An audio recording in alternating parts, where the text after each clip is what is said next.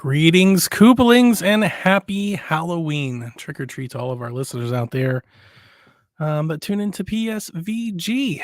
I'll be your host for this very special holiday themed episode.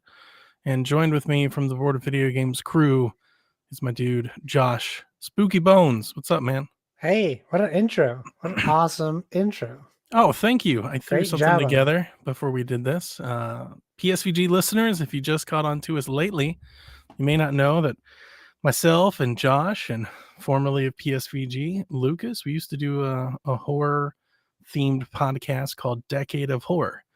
And we thought we'd try to put the band back together and just in time for Halloween 2022, just to talk some scary movies, give you some recommendations for the trick or treat season, the spooky movie season, and all that fun stuff. But schedules didn't line up for us to do that. And we thought I didn't think it'd be right to do like kind of a decade of horror without Lucas, period.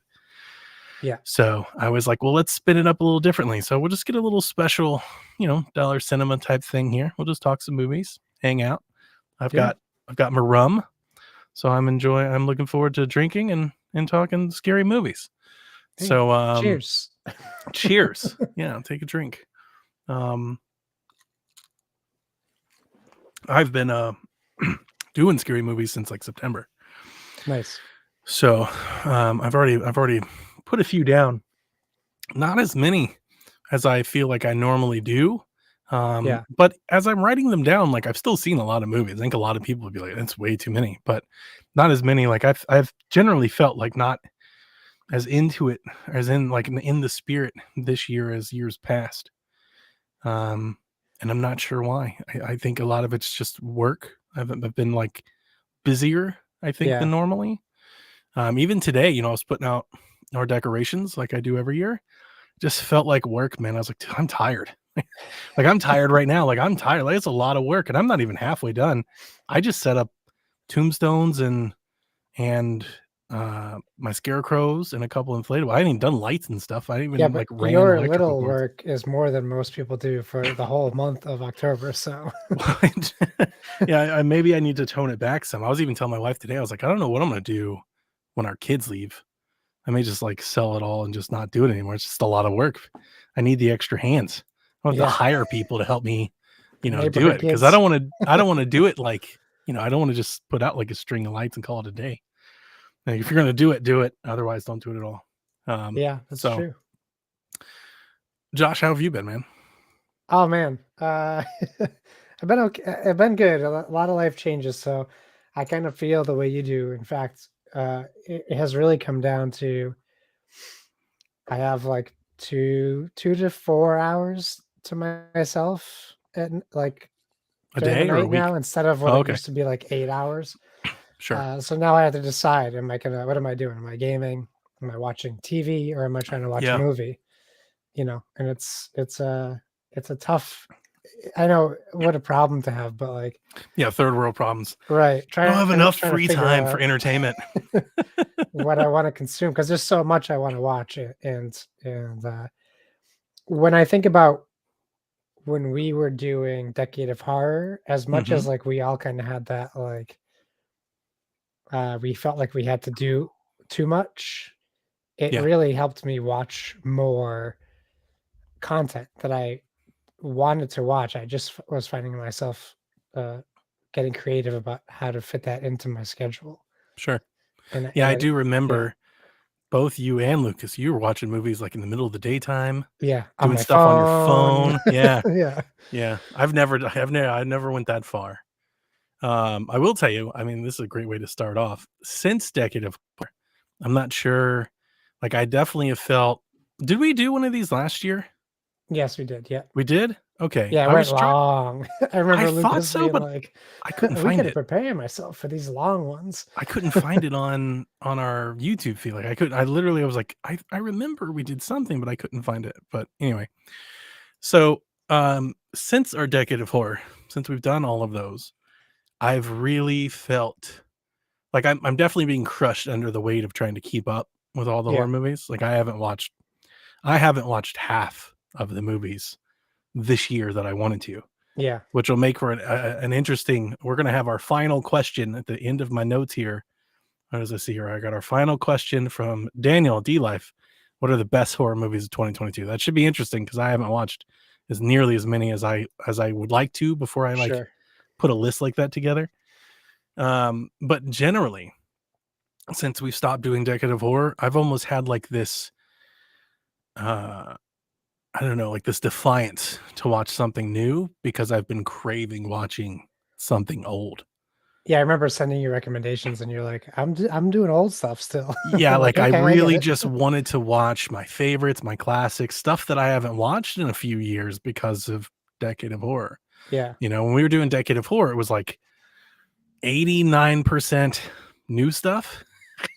And I would Right. mix in like one or two of my favorites. And like now I'm like, man, I just really just want to go backwards and just go back to the classics. That's what I've been doing a lot this month. I put together just a couple little things that we can do for the show just to get a conversation going. Yeah. But I did when I tweeted out, I was like, hey, we're going to do this. It's kind of a surprise. It's like a very short notice thing. I was like, hey, we need your questions. The more questions you give us, the more podcast we can make. Yeah. And they may have given us like a 5-episode amount of questions. We have like 20 questions. We have so many questions. I don't think I've ever gotten so many questions in 2 days. So we'll see how long the show goes, but hopefully we may go fast. But as we did with Decade of Horror, I usually would ask you guys, like, what do you normally do for Halloween? And what are you planning on doing this year? You got any cool stuff? Yeah, I mean, I have I definitely was always that like not as into it as you and Lucas. Now last year that my son's really old enough to embrace Halloween, and like he was 4 last year, so 4, 5, He's 4, right 5. to get Yeah. back into it. So, you know, we got out. My brother lives in this really nice like cul-de-sac, so we drive a good distance to get out there. Um, and take him around to all those houses, and you know people have like screens up like with the football game on, and people handing out adult Beers. drinks Yeah. and candies and haunted house little stuff. So well, I think we're doing that again this year. I haven't heard yet, but he's Lightyear from the not Tim Toy Allen, Story. Buzz Lightyear. Yeah. He wants me to be Zurg, but it's like $100 for the adult Zurg costume. Oh, come on. He's only a kid once. Yeah, I know. I mean, I'll probably still do You it, can but sell it. I'm like, ugh. Look at the thousands of board games you have. Come on. I know. Be Zurg. Yes, I could sell one board game and probably cover that. No, That's you could true. just buy the costume and then just sell the costume. Yeah, You know, that's what true. cost you 100 cost you 50 because you just flip it. Yeah. Yeah, you're right. You're right. I'll probably do it. My wife is going to be Socks the cat. She's literally going to buy a Socks t-shirt. I'm like, you can get away with that, and I got to buy a friggin' purple outfit. Not fair to me. Look, but yeah, no, it'll be fun and see we TPRs in chat. It says first Decade 4. Yes, we get a little more it's like R-rated around here. So Josh, let me tell you, my wife dressed up as a cat a few years ago, and I still remember that outfit. Really? Well, she's not going sexy cat, I don't think.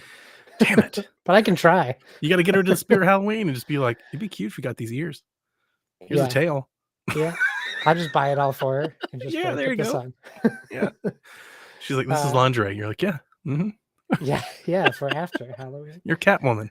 Yeah. So it should be fun. It'll be fun. You know, he's into candy now. Fine. Well, he's still a kid who doesn't eat candy, but he has now started eating chocolate. I'm like, buddy, I hate to break it to you. That's candy. So you can start eating candy if you want. Nice. So it'll be fun. Yeah. All the candy from me that he doesn't want to eat. So nothing crazy, you know. We didn't decorate up the house or anything insane, but we'll carve a pumpkin and put up some stuff. But sure, we're not in a neighborhood where people trick or treat. So neither am I. To drive away. For all the work that I think that's a part of it. I mean, for all the work that I do, I get, I don't know, 30 trick-or-treaters maybe. You got to start putting up like those yard sale signs outside your like neighborhood and be like, the problem is to this address for Halloween. There's a cul-de-sac kind of in the neighborhood, like maybe 2 streets over, and that cul-de-sac does it together. Yeah. So like the cars drive through the neighborhood to go just to like that 5 or 6 house stretch in that cul-de-sac. Yeah. What I really need to do is I need to go down to the cul-de-sac and convince one of the neighbors to let me decorate one of their houses. Oh yeah. Like I'll just bring all my stuff over here and I'll hand out candy at your house. But yeah, I mean, I definitely have the reputation as the Chucky house. Like, kids know our house. So there are parents that are like, there's I guess the point I'm trying to say, nobody hands out candy on my street but me. So that's the hard part, is getting people to come down the street, even though they're in cars. Like, we're not in a walking neighborhood. We have sidewalks and stuff, and it's hilly and it's long, Yeah. so it's not like a traditional neighborhood like people think, like a subdivision. We're not that close together. Yeah. So yeah, but I usually get 20, 30 people that take the trip down the street. And I think I definitely have the reputation, like, the parents are like, "Oh, we gotta come every year. We gotta come by your house." So Yeah, that's a nice reputation to have. I was hoping that, if I kept doing it, that more people would join me. Nope, that was wrong. Nobody. It's not Everybody just Christmas. yeah, everybody just turns their lights off and stuff. So, yeah, I am enjoying this year. I put out some inflatables, which makes me a hypocrite to my entire family and friends and everything that I've said on the internet. All my kids were like, "Don't you hate inflatables?" I'm like, "Yeah, I do. I do kind of hate inflatables." But Compromise. this year at Lowe's, they have licensed stuff, licensed Yes. decorations. So I have inflatable Michael Myers, I have an inflatable Chucky. I bought this gigantic pumpkin that lights up and stuff. And I just put they're good, they're good space fillers. They fill space and they give me some lights. So, but Yeah. traditionally, same thing I've always done. Putting out the scarecrows and the reapers and all that jazz. I am thinking about lining my porch with like corn stalks and doing like a Children of the Corn thing type Oh, of that'd thing. be cool. That's what I'm thinking. I might do it. I don't know. It's kind of expensive. My wife was like, "You can go to Michael's." I was like, "That's kind of not what I had in mind." You I don't had in have any mind of like, farms near you? yeah, like I had in mind of like going to like a farm and just getting like I don't know, like a bundle for like Just give $10 me or your something. dead corns. Yeah, Yeah, it's like, why? Who's going to Michael's? But yeah, apparently that's a thing. I don't know if I'm actually going to get to it because, like I said, today I was just tired. I'm like, this is too much. The first time in years, I'm like, I'm tired. I can't keep doing this. But I did get rid of the movie theater, Yeah. so I won't be doing that. After I bought the Ventura and stuff, I'm like, I got like 6 cars in the driveway. I can't be moving them all Oh, just to set up the movie theater. So, but yeah, standard stuff here too. I'm just movie nights. I did doll up the movie, like my little TV area, yeah. put some pumpkins out and some lights and stuff, kind of set the vibes. Nice. But that's it. My kids will trick or treat. I'm doing the purge this year, so I've got my blood spattered hoodie. Yeah. I got Yeah. my purge mask. That's what I'll be doing. So good times. The first thing I wrote down, do you have any favorite horror movies that you've watched since we've recorded Decade of Horror? Like any ones that either you missed, you went back and gave a second try to, something that one of us recommended to you that you were like, I've never seen it. Anything fill that gap for you?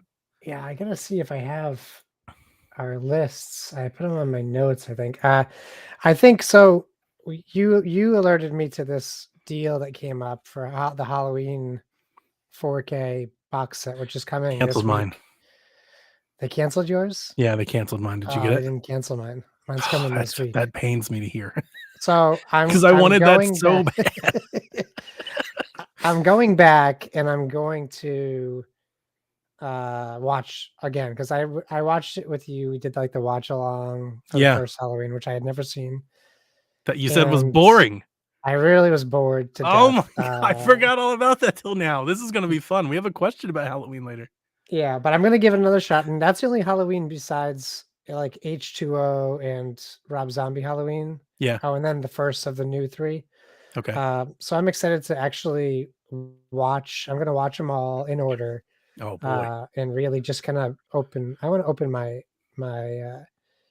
perspective a little bit because uh, I think I can appreciate it a little bit more after we talked, and then I watched the movies that made us on it and got a little bit more perspective on Sure. what they were going for versus what my expectations were. Yeah. So, I I'm could not saying see that I'm gonna love it, but I think I still want to give it another shot. well, at this point in your life, you've watched 1,000 horror movies. Yes. So for you to go back and then watch Halloween, it's not maybe the best palette Oh to yeah, for experience sure. that movie. You're talking about Halloween, it was 1970s. It's not even Yeah. 80s. People think it's 80s. It's not. It's before then.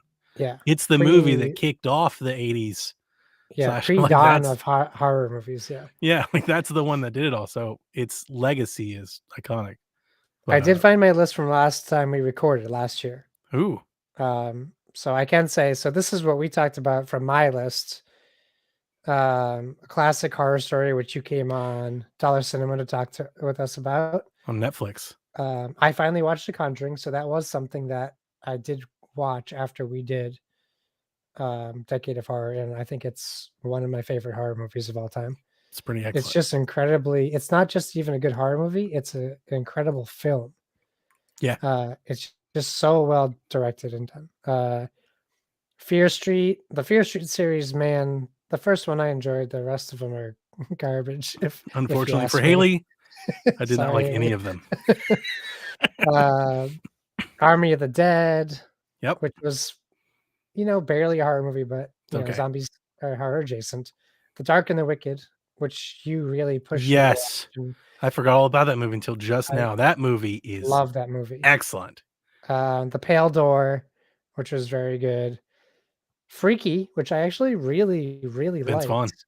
Yeah, I did too. I have Seance on here. It couldn't have been too memorable because I don't remember what it was. And Midnight Mass is something that I really, really, really enjoyed. I know that's a series, and I know a lot of people. You're either I was say I don't think a lot of on, people. It's just me. I've never met another person who agrees with me that they just don't like series as much as I do, or as much yeah, as I don't like them. yeah, Everybody I know, like everybody in our entire age group, has all been conditioned by Netflix that everything is better in a series. I'm the only person. It's like I still love movies. yeah, yeah. I mean, it is what it is. I did find our original list. I'm trying to see. It was a slog for me to even complete Chucky.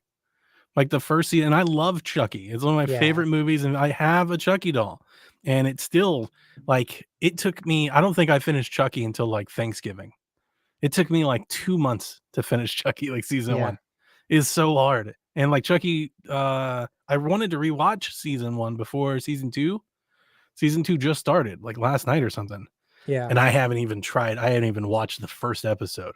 So what I'm thinking I might do for Chucky this time, and this might just work better for me. I think I'm just gonna let it all come out yes, and then yeah, binge it instead of like it's maybe the week to week thing. I just fall off eventually. yeah, yep. So You got to do the Topher Grace thing where you become an editor and you supercut the series into one movie, yeah, that works. and then you can just sit down and watch the whole thing in 2 hours. You're gonna love and hate me. So since we did this last year, Yeah, I'll just run off a couple. And did we talk about Last Night in Soho last year? we didn't talk about it last year. So I No. love that movie. It's really Yeah, good and really beautiful. Like almost like an old like Suspiria, like Giallo type, it's like sure. super saturated, green, red, and everything. Loved it. Absolutely loved it. Quiet Place 2, I thought was pretty good. Okay. Yeah, Yeah. I really enjoyed it. It was entertaining. I think since last time the Netflix Texas Chainsaw Massacre came out, Yes, it did. Yeah, which is not the worst Texas Chainsaw Massacre movie for sure. Yeah. It's better than average Texas Chainsaw movie. But it's not like particularly great. There is a really good kill that I still remember from the movie, but the plot and everything is just kind of mid. Okay, so I haven't yet to watch Old. I still haven't watched Lamb, and I still haven't watched Men. I haven't seen Men. I haven't watched Old, but I know, and I'll talk about this later when we talk about movies. Like, I know what Old is. I'll say now. So I started listening to this Too Scary Didn't Watch podcast because I want to watch so many horror movies and I just don't have the time. But what I do have the time to do is listen to other people talk about them. a recap podcast. Oh, nice. So there's 3 women who do it. The one of them, Sammy, loves horror movies, and the other 2, Emily. And oh man, people who know this are going to be, and Henley, they're too scared. That's why they named the podcast that. Sure. And they have guests on, and I heard about them because Paul F. Tompkins, who's a improv comedian, came on and he recapped Jaws, and this is how I heard about their show. And I was like, oh, that would be cool for someone to recap Jaws to me and like from their perspective, like how like people are interested in us talking about horror movies. Yeah. And I really kind of fell in love with the pod, so I I subbed to listened their Patreon. to the Ringers Rewatchables podcast, and I listen to them, and they Yeah. recap movies, and it is kind of a separate entertainment, but also joyful. Yeah. So there's movies like they'll cover, and I'll be like, okay, I won't listen to this episode until I watch this movie. Mhm. Or if I start listening and I'm And you like, like it, whoa, I'll then you go watch stop the movie. listening and watch Yeah. it. And I'll put it on the front of my list, which will be some of the movies I talk about. But Old was one of those movies they covered where I was like, I've always kind of wanted to see it. And after they recapped it, I listened to the whole thing, but also I liked the recap so much that I still want to go watch the movie, which I think that says something about an M. Night movie. Like if you know the thing and you still want to watch it, that's It'll probably a ruin good it. sign that the movie's good. Yeah. So So I've got one thing that you might like, and one thing I think you like, and one thing you're gonna hate. Hit me. So, what do you want first? Give me the one I won't like first. I watched Drag Me to Hell and hated it. Oh no! Had you I not seen it did. before? No, that was I have that on my list. In all of our Decade of Horror, I have like 10 tabs in an Excel spreadsheet that's just littered with movies, just an explosion of titles. And in one of those tabs, I have a list that says Josh and Lucas's recommendations. And there's like 10 or 12 movies I'd never seen in there. Yeah. And one of them was Drag Me to Hell. And you loved it so much. You were like, you got to see it. And I bought it. I bought the movie, like physical, own a copy of it. And I watched it and I was like, I hate this. This is awful. And I was like, Josh is good. I hate it. No, that's okay. I get it. I mean, I definitely don't like certain ones that you love, but I don't know. It seems like it's almost like an honorary Evil Dead movie. I don't know how you didn't like it. I think that's why people, I don't know. Here's the thing. I watched it. It's been about a year. I think I watched it like last spring. Yeah. It's been a while. I honestly can't even tell you why I didn't like it. All I remember is that I really didn't like it. Like really didn't like it. I was like, this is like Malignant didn't like it. I didn't even. Oh wow. I remember it being hard to finish. Okay. I mean, that's fine. That's fine. I mean, I wouldn't be mad at you about that. Sorry. I mean, there's certain movies I probably would be like, what? But let me see if I can make up for it then. Yeah. I got a free movie rental and I rented Hobo and a Shotgun and loved it. Immediately bought it to put on the shelf. That movie's excellent. I think that was a Lucas recommendation. I have not seen Hobo with a Shotgun. Hobo with a Shotgun is incredible. Like just Grindhouse to a T. It is so good. I hated that I waited to watch it for so long.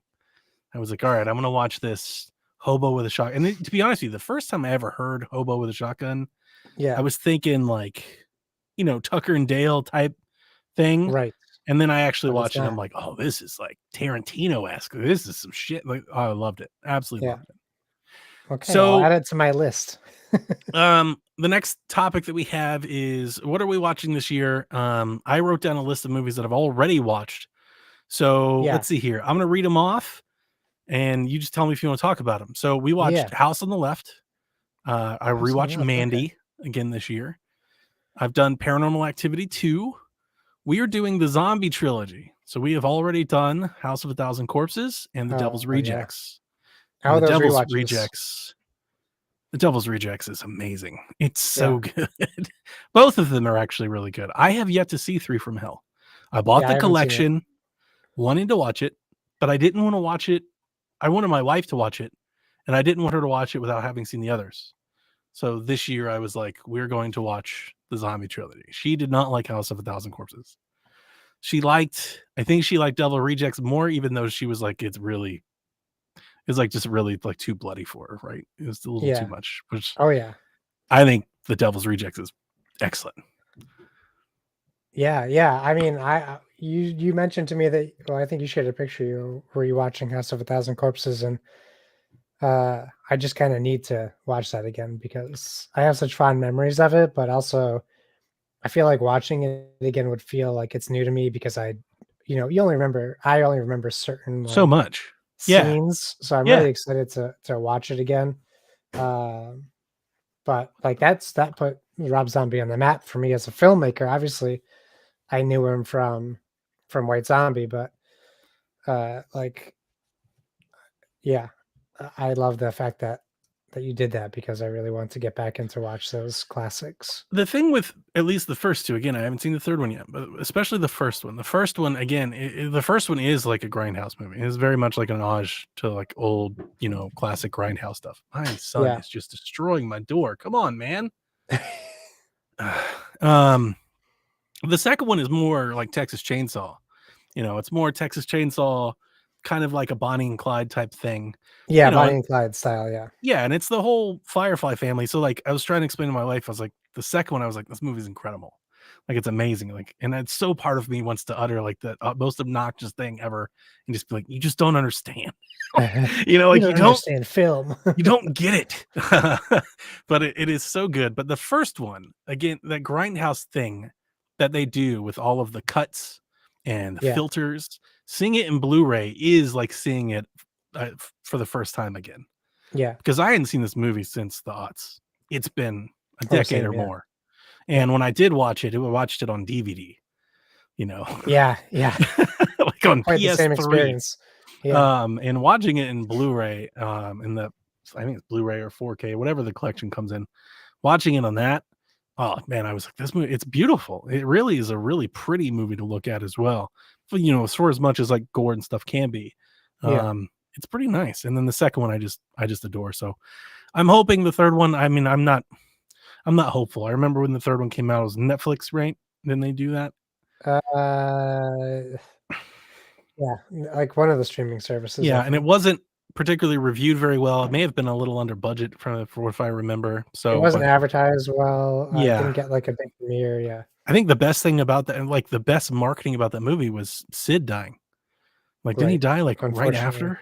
It was probably, yeah, it was close. Definitely unfortunate. I Yeah. mean, like that's the most buzz that movie got was when he passed Mhm. away, and everybody's like, he just released a movie, and it's like before he passed away, nobody cared. So Yeah. I'm a little hesitant to finish the third one, just knowing how much I enjoyed the second one. But I definitely want to watch. Yeah. I hope they have a good send off. One of again, two of my favorites. I think those and The Lords of Salem and Halloween, probably my favorite Yeah. zombie movies. Um, American Psycho, Creep Show, and then I watched Satan's Cheerleaders this year. Have you watched that? No, I have not It's watched that. terrible. It's real bad. It's a Sounds real awful. bad old classic movie, like real bad, like Okay. old 70s special effects and stuff. And it's something that both my wife and I enjoy is Yeah. kind of getting drunk and watching some terrible old horror movie. Oh, for sure, that's Yeah, always fun, yeah. it's yeah. So that was my kind of my pick this year for that genre was Satan's Cheerleaders, which is just boy, it's a something. So how about you? What have you already watched this season? Alright, I got my list, let's see. For horror, what I've watched this year, Possessor, which was something that I watched based off that podcast. Hulu, right? Yeah, Hulu, very Yeah. good movie. Still haven't Very watched it. it's Cronenberg's son. So Right. it's Brandon Cronenberg. Just incredible acting, very original story, uh, very fun. Sweetheart, another movie I heard about from that podcast. This is a monster movie, like Monster of the Week movie, where this girl is stranded on a beach, and then there it is being there's this giant shark man monster, and it's practical that comes out, and at first, it's her by herself trying to survive against this thing at first, and it's very good, very fun monster movie. So that's an easy recommend for me. And it's short; it's like I 90 can't remember minutes if I've too. seen that or not. I definitely Yeah, remember the box art. I think I've seen it. it has like no actors you would have ever heard of. Um, It's like they're British African American lead. stranded on a beach type thing? Yeah, it's like a boat accident, Yeah, I've seen it. and she's I remember stranded that with movie. her boyfriend, and then her It's pretty boyfriend good. shows up later. That was Yeah. really good. I really like that. I guess I would consider Doctor Strange in the Multiverse of Madness a horror movie adjacent. It definitely has horror aspects to it, which I really appreciated. I know a lot of people didn't because it doesn't feel like a Marvel movie in some Mm, regards. It's mm. definitely a Sam Raimi movie. X, which I watched based off of Your Love. This is probably more in the lines of the disappointing you then instead of making you love my That's fine. opinion. It was fine. Here's the thing. I 100% understand that opinion. Honestly, to see Britney Snow's boobs, that was the best part of the whole movie. If I'm gonna be frank, She's pretty hot. you can call me Frank Bones, because yeah, that was the best part. I do want to watch Pearl though. What else do I have here? Nope. I saw Nope in theaters. I made it my way. I left work early and went by myself to see Nope in theaters. Prey on Hulu. It's on my watch list. I still haven't watched it. Black Phone. Yes. I'm saving my new ones for the okay. the question at the end. You don't have to, but that's what I'm doing. And Candyman, I nice. Watched. I'll save. Oh yeah, because all right. I just looked at the what are you watching? Well, yeah, whatever. And I watched Hellraiser today. Hulu. On Hulu. How is that? I thought it was good. It's not. It wasn't. Maybe it's better than good. It's not great. Okay, it's like a 4. Oh, really? Oh, that is a 4 out of 5. Yeah. Oh, that's not bad at all. Okay. That completely changes. You're like 4. I was like, out of 10. It's not 4 out of 10. It's 4 out of 5. Like whereas like Black Phone is like 5 out of 5 for me. Okay, I got you. It was good. It was enjoyable. They did a great job with the main actress, who I had to look up because she looks so much like Aaliyah Shawkat from Arrested Development. Mm-hmm. My wife and I watched Hellraiser. My wife watched Hellraiser for the first time last year. Really? And she was terrified. She was like, I can't. I was like, it's really not as bad as you think. I definitely, there are movies that have a reputation of being like way worse than they are. And Hellraiser is definitely, Hellraiser is not hard to watch. No, and this one plays very close to that too. It's not, nice. There's very little. People think that about horror. Texas Chainsaw too, like the original, like Tobe Hooper's. Yeah. Not hard to watch. No, there's very little body horror, and what there is, it's not. There is it's more some implied. Body horror. Only a little bit is hard to watch. And Hellraiser, at least the original, I do know some of the other ones go there a little bit. I still don't think they're hard to watch, but some of them are harder to watch than the original. Oh yeah. But the original is just more like kind of S&M, kind of like torture kink than it is, gory. Yeah, absolutely. Yeah. Kaiju Box wants to know if we have any suggestions for. Yeah, I saw that. I was just about to go there. For that, I mean, we talked about The Host. If you haven't watched The Host is amazing. Just Host, which is a Shudder original, but you could probably get it elsewhere now. I have it on the shelf. I know you like. I really love. I don't love going to Walmart, but now that I have a kid, I go a lot. And sure, one thing I will say about Walmart, they have a horror section that has like just all Shudder movies on physical media, which is great. Yep. So if you see something that maybe you don't want to sub to Shudder, you can literally just go spend $10 and buy most movies that are on sub to Shudder. Which is really Here's cool. the thing. Just Google Shudder promo code. I have never paid full price for Shudder. Yeah, I don't think I've ever paid more than half of what they asked for Shudder. Like you can get Shudder. Like if you subscribe to was it AMC Plus? It just includes Shudder. Yes, it's included with AMC Plus. Yeah, you just when get I had Shudder. AMC Plus, I was watching Shudder. Found footage. So you're our first question of the night. Although I mean we have a bunch written down, but you're the first one in the chat. So I'll go ahead and honor yours, Kaiju. He says he's recently on a found footage kick. He's rewatched Cloverfield, and he said he just did As Above, So Below, which is very good timing because it's number one on our next question. But found footage is a genre of horror that I love. So Paranormal Activity, I like both of them, or I say both of them. I like the original trilogy, 1, 2, and 3. 2 and 3 are my favorites. Obviously, you've got the original Blair Witch. Trying to think, what's the one from M. Night that he had he came back with? Was it the kids? The one with the kids? The Visit? Yeah, the grandparent. The Visit. The Visit, I love. I thought that was pretty excellent. He just did Cloverfield, so I mean, yeah, that's a good one.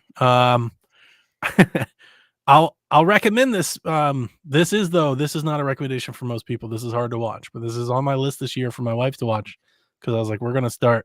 I want to test like her boundaries, like what she can't watch. Oh boy. Cannibal Holocaust.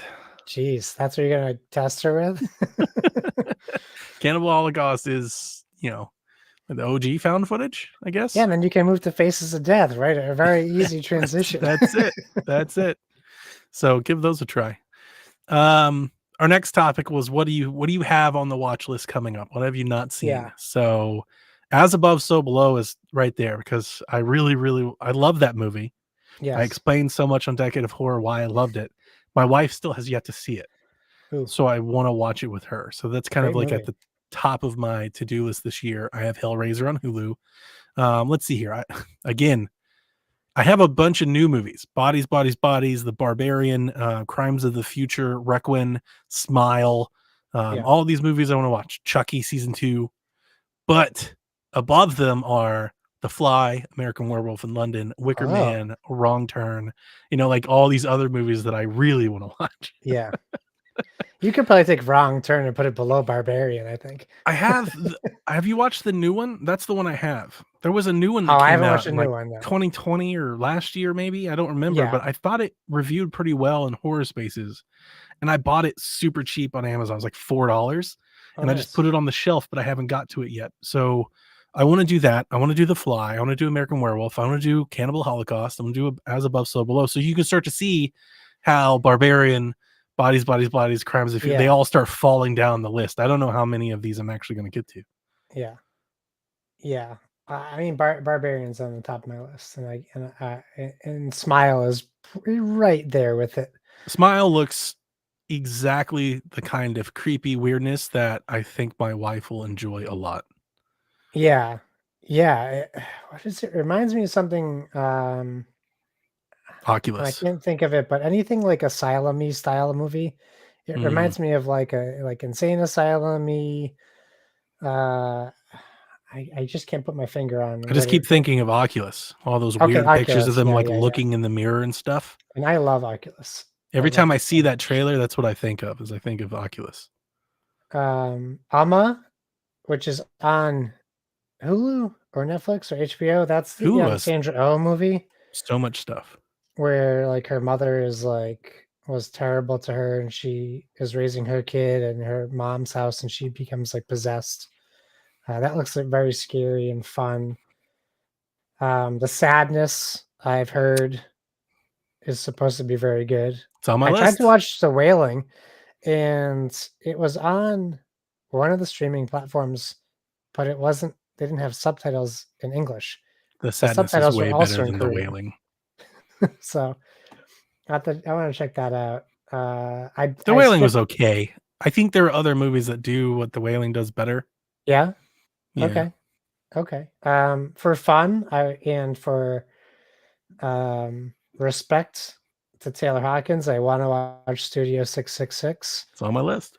Uh, but those are kind of low. And Orphan listeners, when I First tease it's Kill on my is list, kind it's on of my this year list. big list. Yeah. Yeah, it's on the list.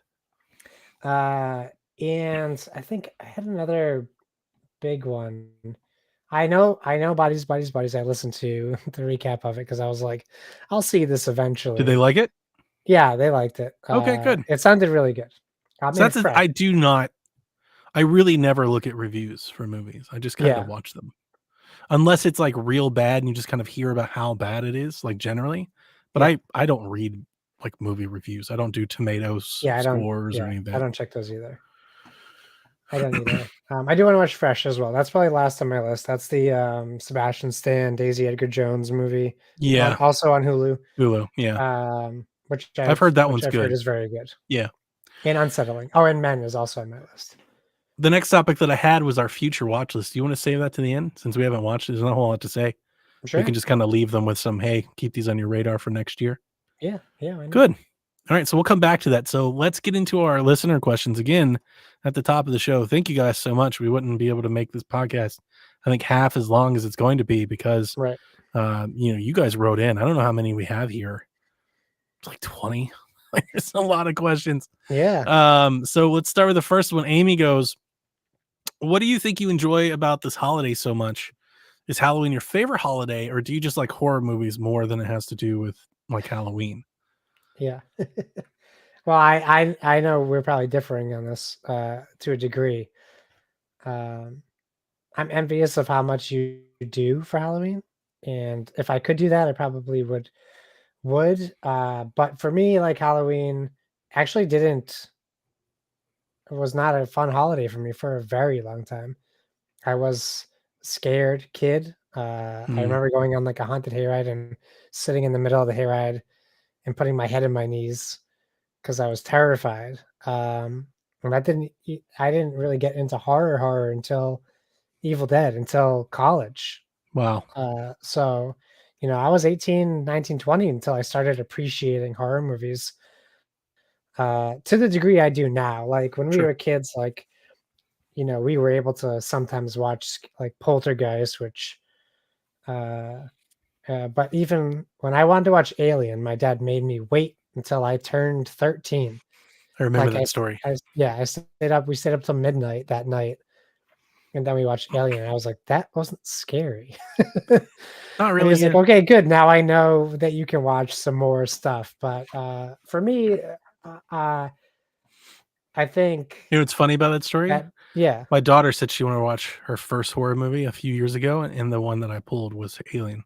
it's great because it's just like an incredible movie and it Yeah. happens to be scary. I was thinking, I was like, she's watched like Jurassic Park and things like that. Like Yeah. this should be in I line. would argue Jurassic Park's scarier than Alien to a to a degree. Could Like be. Alien's unsettling.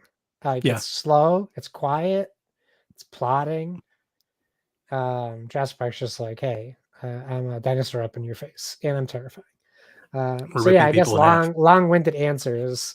No, you're good. Halloween isn't my favorite holiday, but I love horror movies now. So it's more about horror movies for me. Um, I watch Halloween. I watch horror movies throughout the year. I definitely ramp them up around Halloween because my wife and I have a tradition of watching them together for like the month or 7 weeks before Halloween. That's like her time to watch Halloween, like horror movies. And then for the rest of the year, she doesn't watch them anymore.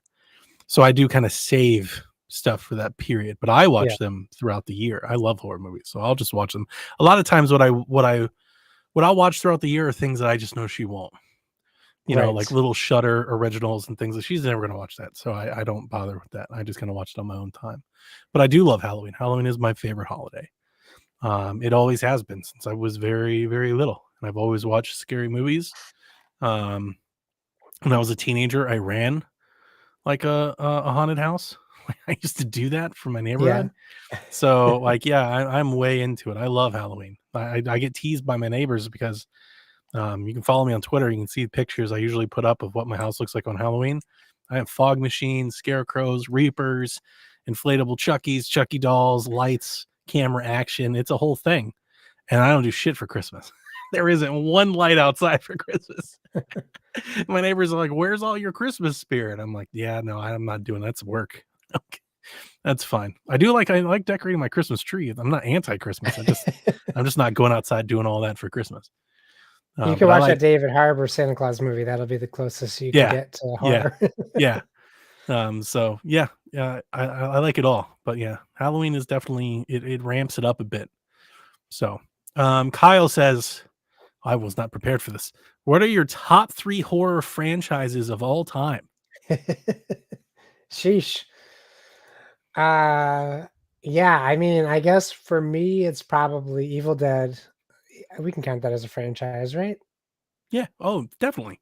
Yeah. For sure. Uh, Evil Dead is number one. I would argue it's probably not the scariest of the franchises, but it's Definitely not. certainly my favorite of them. Uh, Nightmare on Elm Street and then Friday the 13th, I think. Wow. But it's close. It's close between those two. And Friday the actually, 13th. that's just on sheer number of films. Sure. That's fair. If you just did Quantity. like, yeah, if you're like, hey, take 5 Friday the 13th and put them up against, 5 of any other horror series, I might pick another horror series. But there's just so much in there. I even Saw, like, probably Saw is better if you take like portion it out. It's a pretty good franchise. I mean, all things considered. Yeah, Say what you and I want know to that's about kind of like individual the movies, but cliche answer too. generally across the entire series is pretty good. Yeah, I agree. Especially the Jigsaw one, where they kind of reinvent Yeah. the look of Saw, which reminds me of like New Nightmare, like very similar Yeah. like attempt to do that. So I'm with you on Elm Street. Nightmare is one of my favorite franchises. I love Nightmare on Elm Street. Child's Play, I'll throw in there. Hmm. Obviously, I'm a big Chucky fan. You lose me on Friday the 13th. Yeah. I mean, I've seen them all, and I have the collection, and all that. I love Friday the 13th. It's fine. The movies are mostly mid-tacular. The movies are not. Yeah, they're all Yeah, camp, literal. yeah. Their movies are not all particularly all that good. Like in Yeah. between there. So, yeah, franchise though. I'm trying to think because I want to say like I don't know if this counts. Is this cheating? I want to say like Romero's zombie franchise, No, but I it's don't think not that's all cheating. I his, think that right? counts. But it's like there Yeah, is a but franchise. yeah, it's an Dawn of the Dead, inspiration. Yeah. Night of the Dead, the remake Dawn of the Dead, like that whole zombie thing, Land of the Dead, like the whole thing. Yeah. You can count that. Land of the Dead's Okay, terrible movie though. of course. Oh, they're not But all winners. but yeah, I'm also arguing for Friday the 13th, so I'm not gonna The other option cast I too was many like, stones. can I just say Ari Aster? Like, do The those two Ari count as a Aster franchise? saga. Yeah. Yeah. Um, yeah, I'm trying to think like franchise, like obviously they're icons. Friday the 13th, Halloween, Scream, Ch- Texas Chainsaw. Texas Chainsaw. No, I wouldn't say that either because Hellraiser. I love the first one. Oh yeah, And then there's I a lot of bad generally ones. have a lot of issues with like every other one. Yeah. Yeah. All right. Paranormal Activity must fit in that. It's got to be one for you, right? Oh no, you're right. I didn't even think about that. Thank you for Yeah. reminding me of that. You But love when those you movies. said that, I definitely thought of the Conjuring universe. Does that whole universe Conjuring, count yeah. as a franchise? That's Yeah. my third. That's my third answer. The There you Conjuring go. That's universe. a good one. Yeah, those are. I have a whole in my little horror movie shelf. The Yeah. entire middle section below, like my showpiece, is nothing but Conjuring universe movies. Nice. All of That's them. like my So Marvel universe collection. yes, yes, I feel the way about the Conjuring universe that our Discord feels about Marvel. So I love Our them. entire Discord minus Donnie. TJ writes in one thing Decade of Horror never answered. Who did it Uh-oh. best? What did we not answer? 70s, the 80s, Oh. the 90s, the aughts, or the Ooh. 2010s? That's a good question because one of these paved the way for one of them to do it best. Also, I mean, you, you're not wrong, but the tens are not a the different. thing that I don't think you're thinking about when you state that Yeah, is that the 50s the paved the 50s. way for Yeah, the 70s Nosferatu. to remake them all better, Yeah, that's which true. paved the way for the 90s to remake them all worse. Well, we got to go back to silent film then to get it to where we need to be. Oh, I think that's a tough question. I think mostly because we have talked about this on Decade of Horror, and it's one of the things that you have a problem with the new horror is the tone, and like It Follows and Killing of a Sacred Deer, like this new that one I dramatic liked. beat to horror movies that doesn't necessarily. It's more like sitting in uncomfortable moments instead of being scared by something. Sure. So I think it's hard because you could probably have an argument for all of these decades, but I think the 80s is probably the That's what right I'm answer zeroing in on. because you have sci-fi horror and horror all emerging in the 80s to The thing that gives popular me people. pause is if Halloween was an 80s movie. If Halloween was an 80s movie, I think it's like, Yeah. for me, it's like almost like a no-brainer. Yeah. But Halloween's a 70s movie. So it'd be like with The Exorcist and Alien, like the 70s underrated, Yeah. pretty damn That's good. really good too. Yeah. Yeah. 70s, 80s, 75 to 85. The 60s, yeah, now that's actually probably the answer. Yeah. Yeah. We just 10 The random 60s years. though, Rosemary's Baby, Oh. Psycho, Night of the Living Dead, you know, like that's all good. You don't prefer Anne Heche's Psycho over the original? No.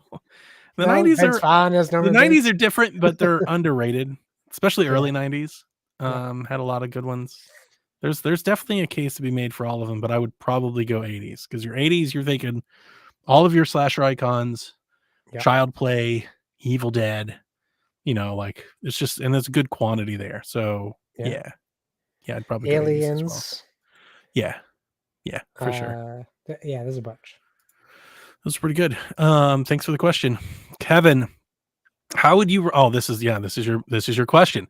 How would Okay. you rank all the Halloween movies counting all the timelines? So, you've only seen a couple. How would you rank the couple you've seen? Well, okay. And are you aware of like the Halloween universes?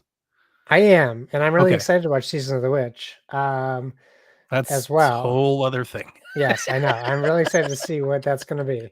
I think for me, Rob Zombie's Halloween, for me, the first one is number 1.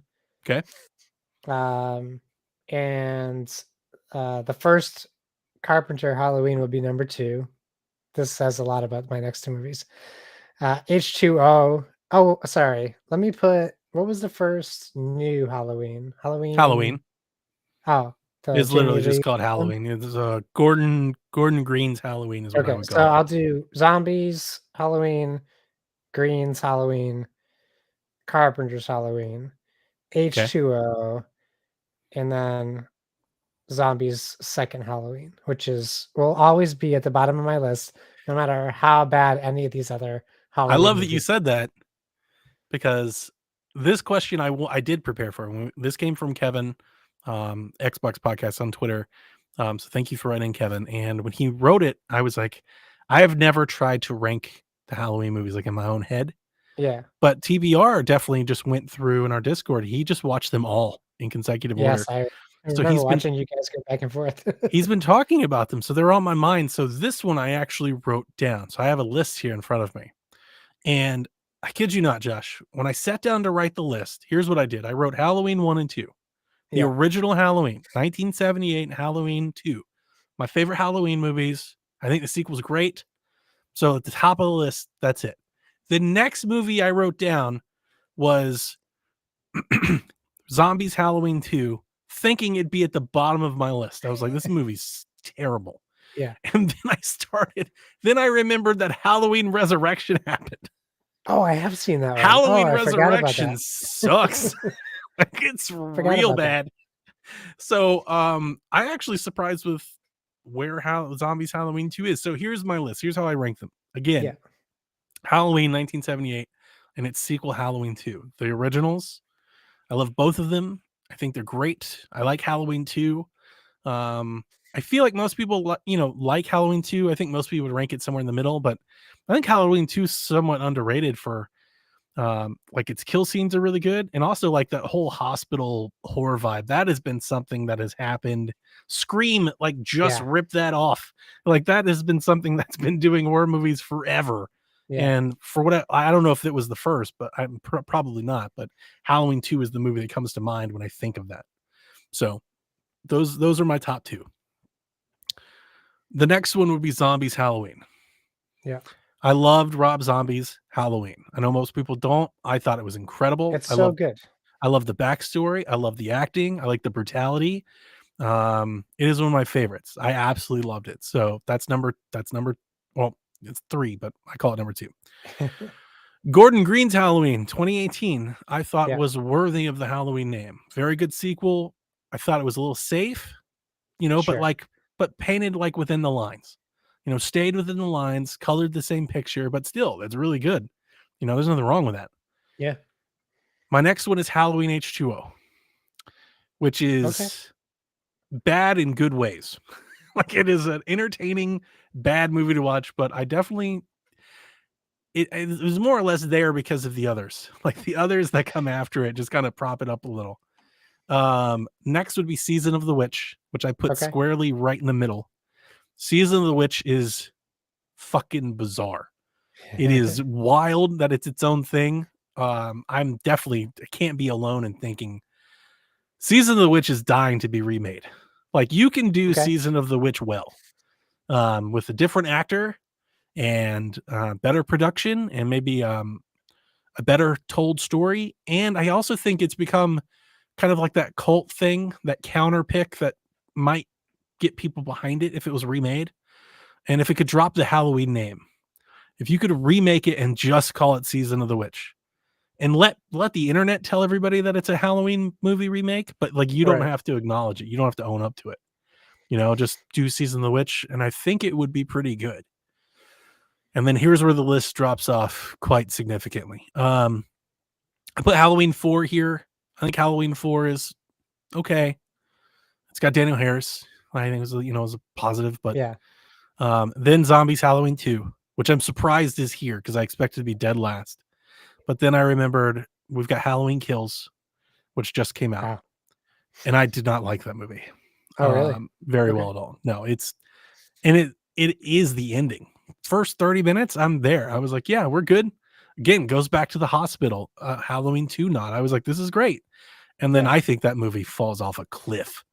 I Bummer. hated the ending. Hated it. I thought it was awful and cheap and dumb. Yeah. It's a Friday the 13th movie. That has been my Oh, review okay. that is all So that I'm gonna movie love it. is.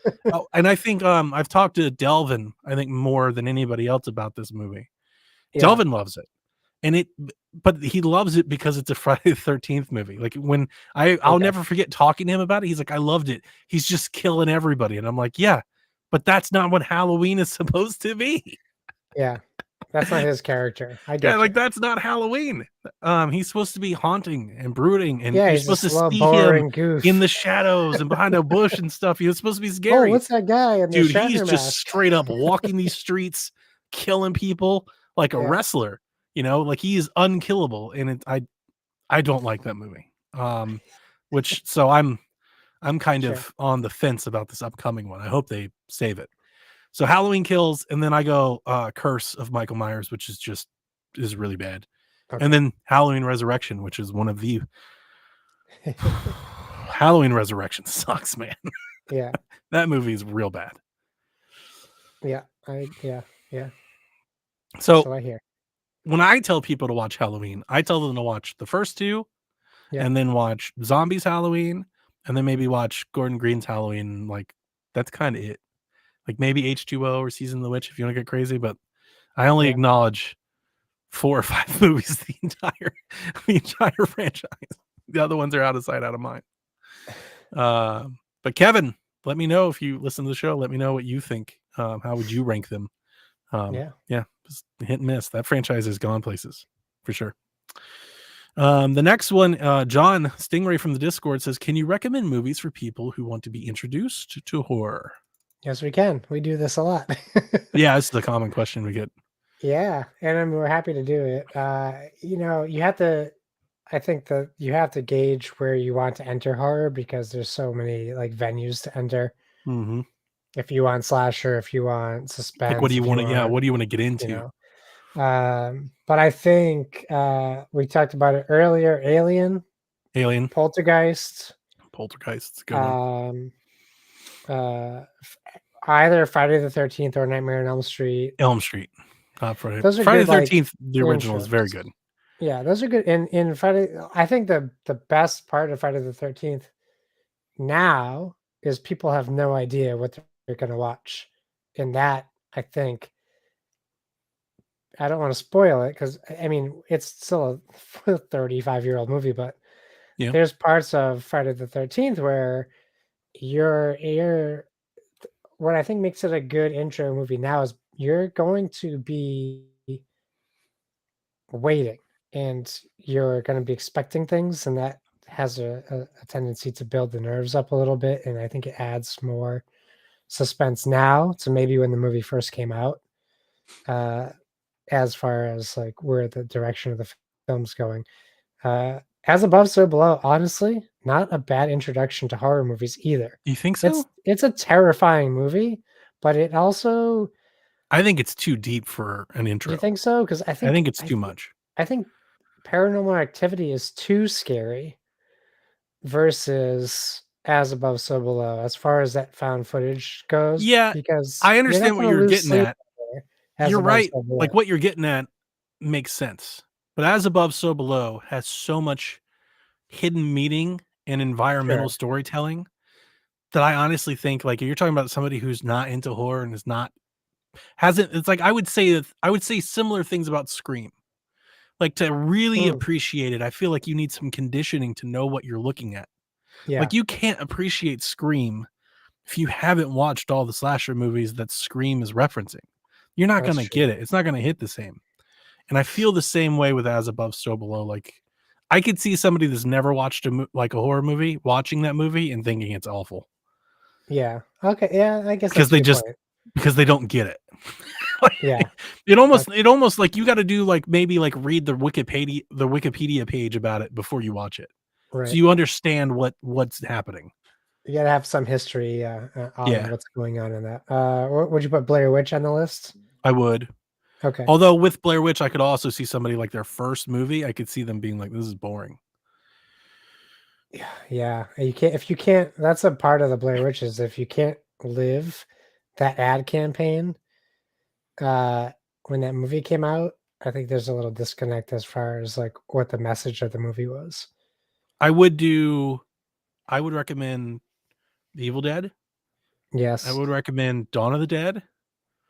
Yeah. Um, The new 2020, yeah, the 2000 version of it. yep. Yeah.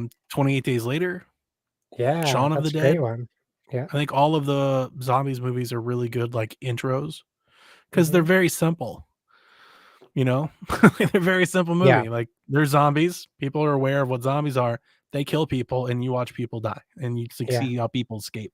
And I think the thing that makes zombies so popular is that everybody watches them and goes, "How would I do this Yeah. in this situation?" Totally relatable. Yeah. Yeah. Yeah. Evil Dead is just classic. Just classic You can't beat it. cabin in the woods, horror Yeah. movie. Cabin Fever might be right there with something like that. It's very similar. Cabin Um, Fever is a good one. That's a threshold yeah, crosser though. it's a little Once you harder than the other ones we've talked about. like, I'm not going to recommend Hostel to anybody, but Definitely not. Cabin Fever is very close to that Um, level. Friday the 13th is good for your intro to slashers, but I just think Nightmare is such a better movie. Yeah, I think you're right. I think you're right. Yeah. Nightmare would be a better choice. Nightmare has a better story. It's more entertaining. It's got better Yeah, characters. It's got better acting. Like it's just kind of across the board, just a much better movie. and it's Nightmare definitely might be it's too scary for people's yeah, first actual intro. My but wife is it's still 80s scared of 80s Nightmare on Elm like Street. yeah. I mean, it's a scary movie. Just based on the premise that once you're done watching it, you have to go to bed, She hates that and you don't want to do that. I want a Nightmare on Elm Street like Tina in a body bag like prop. Yeah, I am dying to put something like that in the yard for and I want a Friday the 13th camper in a sleeping bag, probably. nice. Yeah. Yeah. Um so That's a Jason those are X good reference for recommendations. the You Jason also have heads, but I think I'm trying to remember. I think in the past you've always answered like you've given like Monster Squad, I love which is Monster Squad. one of the ones that you've recommended that I've watched since. I had never watched it, I think, until we did Decade of Horror. Yeah. So I watched that, and like those are very good, intro for kids, that type of thing. Oh, sure, it's like Hocus Pocus level Yeah, almost, or I think Goonies. Leprechaun is a really good movie Leprechaun, for yeah. kids. Lost Boys is a great intro. Lost Boys, yeah, similar thing. All those are good Yeah. ones. So there you go, John. Moving on to my friend John, the next John. He says, "What's your favorite horror movie genre and why?" Ooh, that's I love that question because it really showcases that horror has so many subgenres in it, and a lot of people don't see that. People just see horror as a genre, and that's where it ends. Yeah, and that is My tastes have changed it's extremely from diverse. yeah, my tastes used to be, um, Is slasher horror, and now it's is horror the most diverse like category of yes, film? because anything can be horror. You've got horror comedies, horror thrillers, horror Yeah. dramas, actual just like classic horror, Yeah, torture foreign language horror. drama horror. Yeah, yeah, you're right. Like The it's like Platform, did you end up watching The Platform? yes, the Right? platform is excellent. Right? The platform is really good. So, yeah, I think my favorite genre of horror now is suspense slash thriller. I think Yeah, I can put those in the same genre, but it used to be slasher. that Um, excites me and then for the what's to come. 2000s, it was supernatural, and now it's more the storytelling aspect. Yeah, I'm still I don't mine has always been kind of the slasher stuff, and I don't think that's really changed much. My wife is more like you, and that's why I enjoy talking to Yes. horror movies so much, because 'cause I'll take your recommendations and show them to her. I like a lot of stuff, I like everything, but slashers, the icons, zombies, special effects, like, I'm always here. Like, that's just good old-fashioned comfort food. I'm always here for it, like, Yeah. all the time. So, Haley says, "You're gonna be cast in your favorite horror movie franchise." So I'm just gonna go ahead and assign you Evil Dead, and I'll I'm assign myself Chucky. yeah. Do you live or die? No, I die for sure. Everybody does. I don't want to die, but I'm not a final girl, so In your I will franchise, not everybody be does. living. I'm in Chucky movie, and a lot of people survive in Chucky, so I'm gonna say that I have a hard time thinking Chucky kills me. The only way I die in Chucky is um, like Bride of Chucky, like if I walk out in front of a truck or something. Right. Like I don't think I can actually die via Chucky. I like how you just said that, and it made me realize we need to go back to the question where they asked for introduction to horror, and we have to recommend Final Destination. Yeah. No, You that's gotta good. do Final Destination. Final That's a great Destination's intro to good. horror. Yeah. Melissa goes, "What's your favorite Halloween memory?" Oh boy. What is my favorite Halloween memory? That's such a great question. It wasn't at the time, but I'll say it like now. I I look back at it. I was in grade school, and we were staying. We were. It was like just a bunch of kids. At my friend Hillary's house. Her parents let us all do this sleepover, and we did the. It was Uh-oh. me and like 6 girls. Now I know why this is your favorite Yeah, memory. and I'm gonna cue well, there the was like one other guy I think, and we did pulled out the Ouija board and we did that, and then unbeknownst to me, like they had set up this thing where their neighbors were flashing their lights on and off on purpose after they got like a phone call to try to mess with me, and just one of those things where it was terrifying and I was scared, but I was at the same time I'm having smart fun. enough to go, this isn't does that make sense? Isn't real. But Sure. they were so convincing that it really had me like second guessing everything, and of course, there's cute girls there, and time out sitting in the backyard with a girl on the swings going back and forth. It was just a very adolescent event that I will never forget, which I didn't necessarily love the whole event while I was there, but it really did kind of shape me as a person more than just Hmm. like how trick or treating would be. You So know, it's impressionable, left it an was very impact. impressionable for sure. I generally think I just have fond memories of I grew up in outskirts of Columbus, Ohio. And for the couple years that I lived there with my mom, we did kind of live on a very like Haddonfield type of street. Yeah. And I just have really cool memories of Halloween back then. I think since I think as I've grown up, I used to always tell people that I thought it was like where I lived. I was like, just people here just don't do Halloween like people there. And now I think it's maybe just more of like a sign of the times.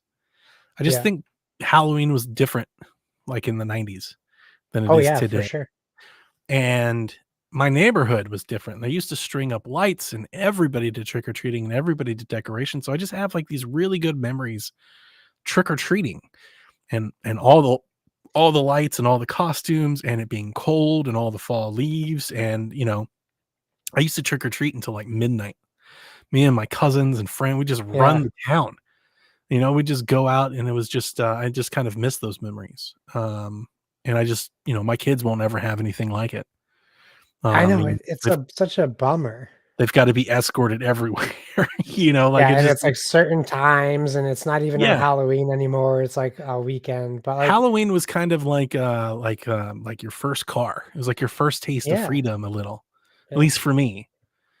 So I don't know. I think for that reason, I don't know, it's maybe manic tendencies or something. Like I generally have really fond memories of just kind of grade school Halloween.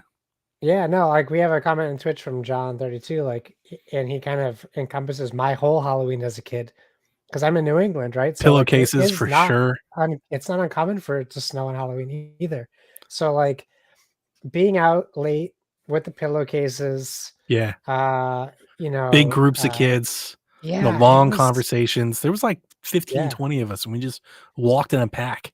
And you'd run into your neighbors like Yeah. going between houses and you'd stop and show each other the candy you got. Yep. Yeah, I do miss that a lot for sure. Yep. It is totally different now. Yeah. Now my kids are gonna trunk or treats, like their Halloween's very scripted and controlled, which I won't do obviously trunk or treat just based off the principle. I won't do it. for safety reasons and all, like the world's just Yeah. different now, right? But Yep. as a Unfortunately. kid, it wasn't, and I loved it.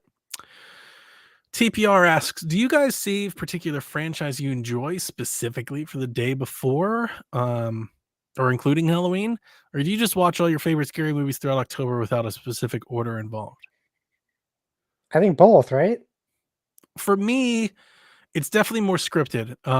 As I mentioned earlier, every year at Halloween, I kind of curate a little collection of movies for the wife.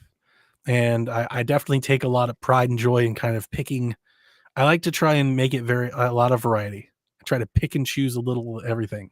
Do some Exorcist, some Supernatural, a monster movie, a classic movie, a terrible movie, a good movie, a gory movie, and Yeah. I just try to kind of hit everything. So I do kind of script them out, and like even on my shelf, the way that I do it is I go to my shelf, the ones that I want to watch, I kind of just pull out a little. I Oh just yeah. slide Yep. them out so they stick out a little, so they're always kind of on mind. And I do think of, like, on Halloween night or the day before Halloween, I do have like 2 or 3 saved. I'm like, these are the ones I'm gonna watch right then. Yeah. Yeah. For me, uh, I always have like I have the want to watch certain movies on Halloween, just like Christmas. Like Yeah, you always want to do come it. back to your It favorites. doesn't always work out that way, but I do typically make sure I watch a horror movie on Halloween, but it's never a planned one. Like I'll be like, oh, we're just Oh, getting wow. home. It's 8 to 10 o'clock. I'm gonna watch this before I go to bed. Um, because So my that's my horror thing. thing has changed. What I do every year is we hand out my kids go trick or treating, and then they come back. I hand out candy until about 9, Oh and yeah. then we order pizza, and I put on a movie, and we watch a Oh movie yeah. together. I can't wait to be able when my son's old enough to do that. That sounds awesome. Yeah. Yeah, that would be great. I think that's what I'm saving as above, so below for. Oh, we the more we talk about it, the more I want to watch it again. Last year I did Cloverfield. Um, I still love Cloverfield. I know oh, that Cloverfield's amazing. yeah, people have some So, issues with it, but I still love that movie. oh, Cloverfield's incredible. Delvin writes, have you watched the Terrifier movie? I have. If so, what are your thoughts on Art the Clown as a horror villain? You have watched it or no? I have, yeah. Okay, so not having a third person makes it tough for me to take a bathroom break. So I haven't watched Terrifier. Okay. So I'm gonna let you talk to Delphin's question while I go to the Sure. bathroom real quick. I'm happy to. Hang on, before you take your headphones off, Yeah. do you want to watch Terrifier? I do based off of his question. But I didn't have a Well, based want. on my answer, maybe you shouldn't. Okay, well, I won't. I have no problem saying no. I don't need to watch a clown movie. There's plenty other ones out there. I'm sticking it to Delvin even when he's not on the podcast. Suck Okay, it, Delvin. I'll be right back. Okay, Terrifier got put on my radar a few years ago from Jason, who told me, he was like, hey, have you seen this movie? I think it was on Netflix. I think, if my memory serves. And I watched it. And it's good. It's a good slasher movie, especially if you're into the kills. It's pretty gory. It definitely goes places. But I'm not really into Art the Clown. I definitely think he's getting a resurgence. We see Terrifier 2 from Bloody Disgusting has been very popular this year. Maybe the second one is way better. I haven't seen it yet. But definitely since they announced in Terrifier 2, I've seen Terrifier stuff just generally online way more than I did before. So I think it's kind of trendy right now. Art the Clown has a great character. He's a great look, a great costume. And I'm pretty sure Art the Clown's been around, like, outside of the Terrifier movies for, like, 15 years. He's, like, shorts and stuff and YouTube and stuff like that. But I don't think the movie is particularly, like, well written, or scripted. It just kind of exists to just kill people. And, you know, he saws a girl in half. It's definitely kind of uncomfortable. Um, I didn't like the ending. I definitely remember the ending. I remember the ending, and I remember him sawing the girl in half. And then everything else that I remember of the movie are just kind of like these awkward acting scenes where it is a weird movie for me because Terrifier generally has really nice production, kind of like a really high budget soap opera. Like it's got the camera's real clear, it's got good lighting and stuff like that, and it just has terrible acting, which is like a weird juxtaposition to have next to each other. Like this movie that looks really nice and polished and well produced with just this terrible acting. It honestly, like, you want to like do one of the other better, like either up the acting or like lower the production and make it like indie, you know, like go the opposite way. And I Yeah. don't know, I've never really liked it. I do understand why people do, especially if you're into like the gore. And I like slasher movies, but I'm not necessarily there just to be like, let's see how much flesh and blood we can see. Like I want it to be tasteful or make sense. And I don't Right, think Terrifier.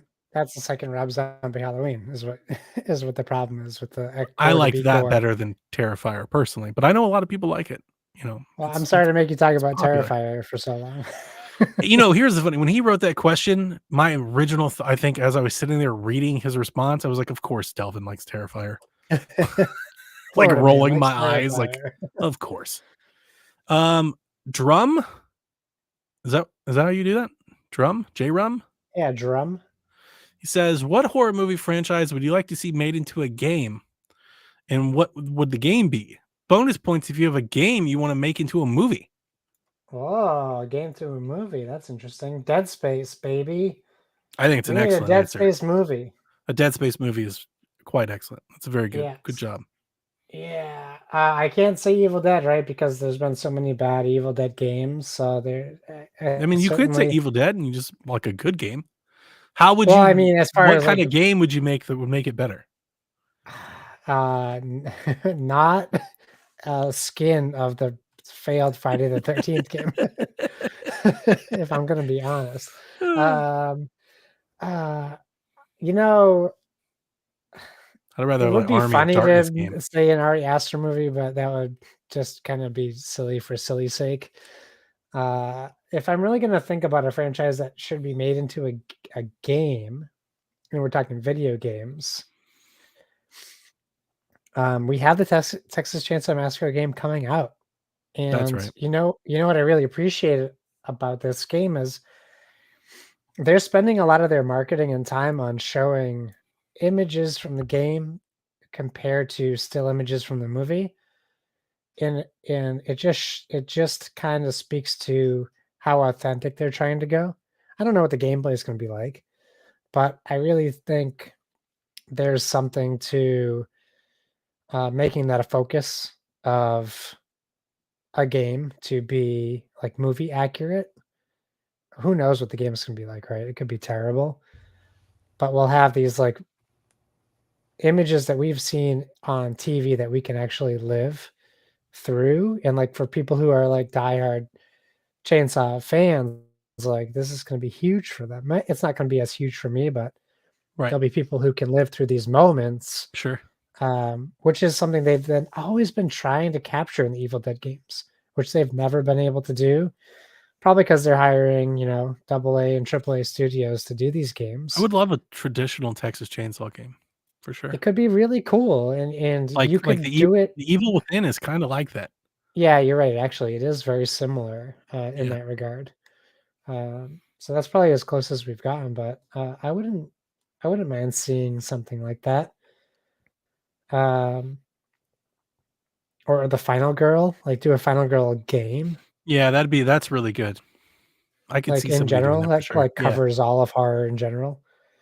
I know, like, we talked about that board game coming out, which has been met with incredible reviews.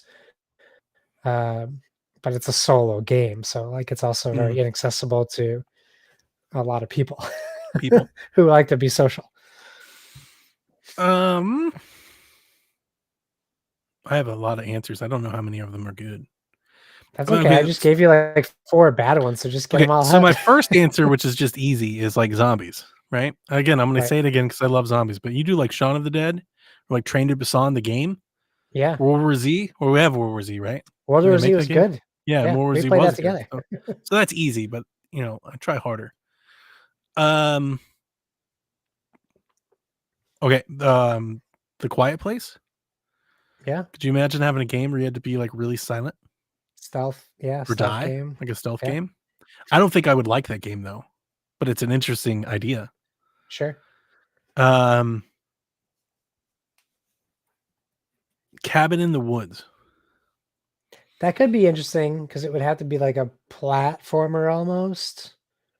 I'm wondering, like,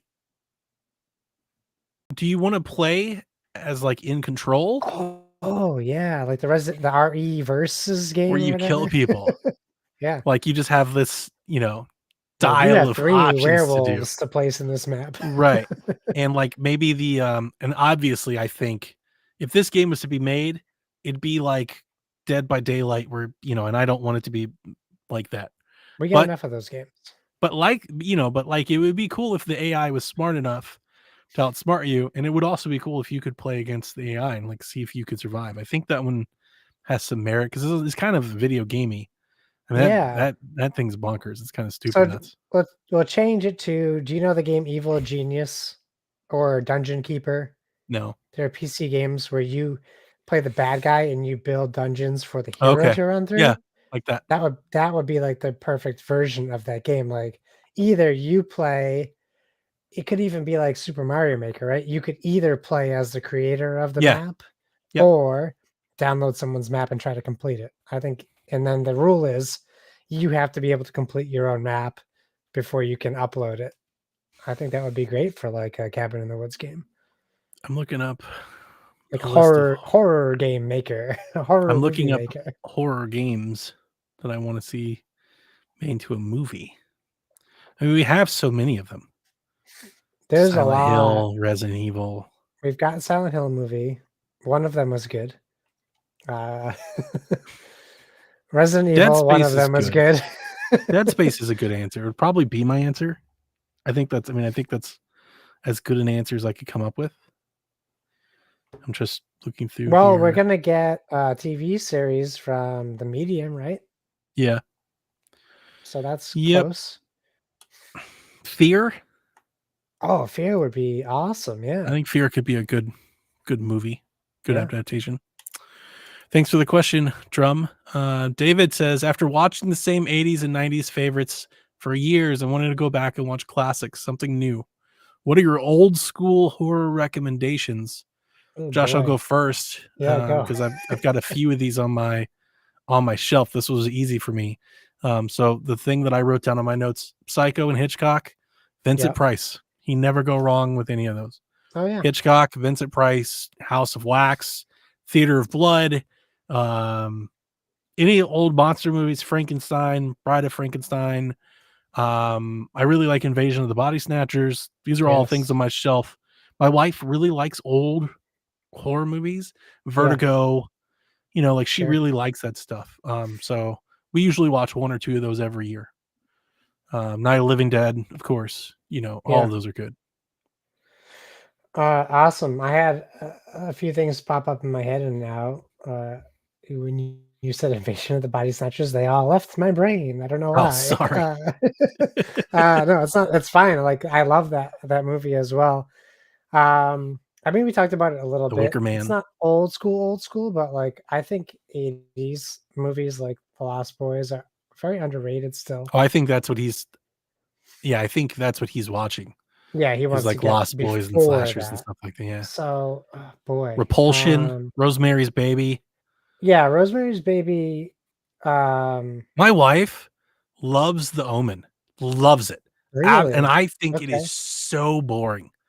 That is a huge classic movie that I do not like. I do Yeah. not like The Omen. Well, I was gonna say The Exorcist, but I also feel a similar way to what you just said. My favorite parts of The Exorcist are not even the parts in the house.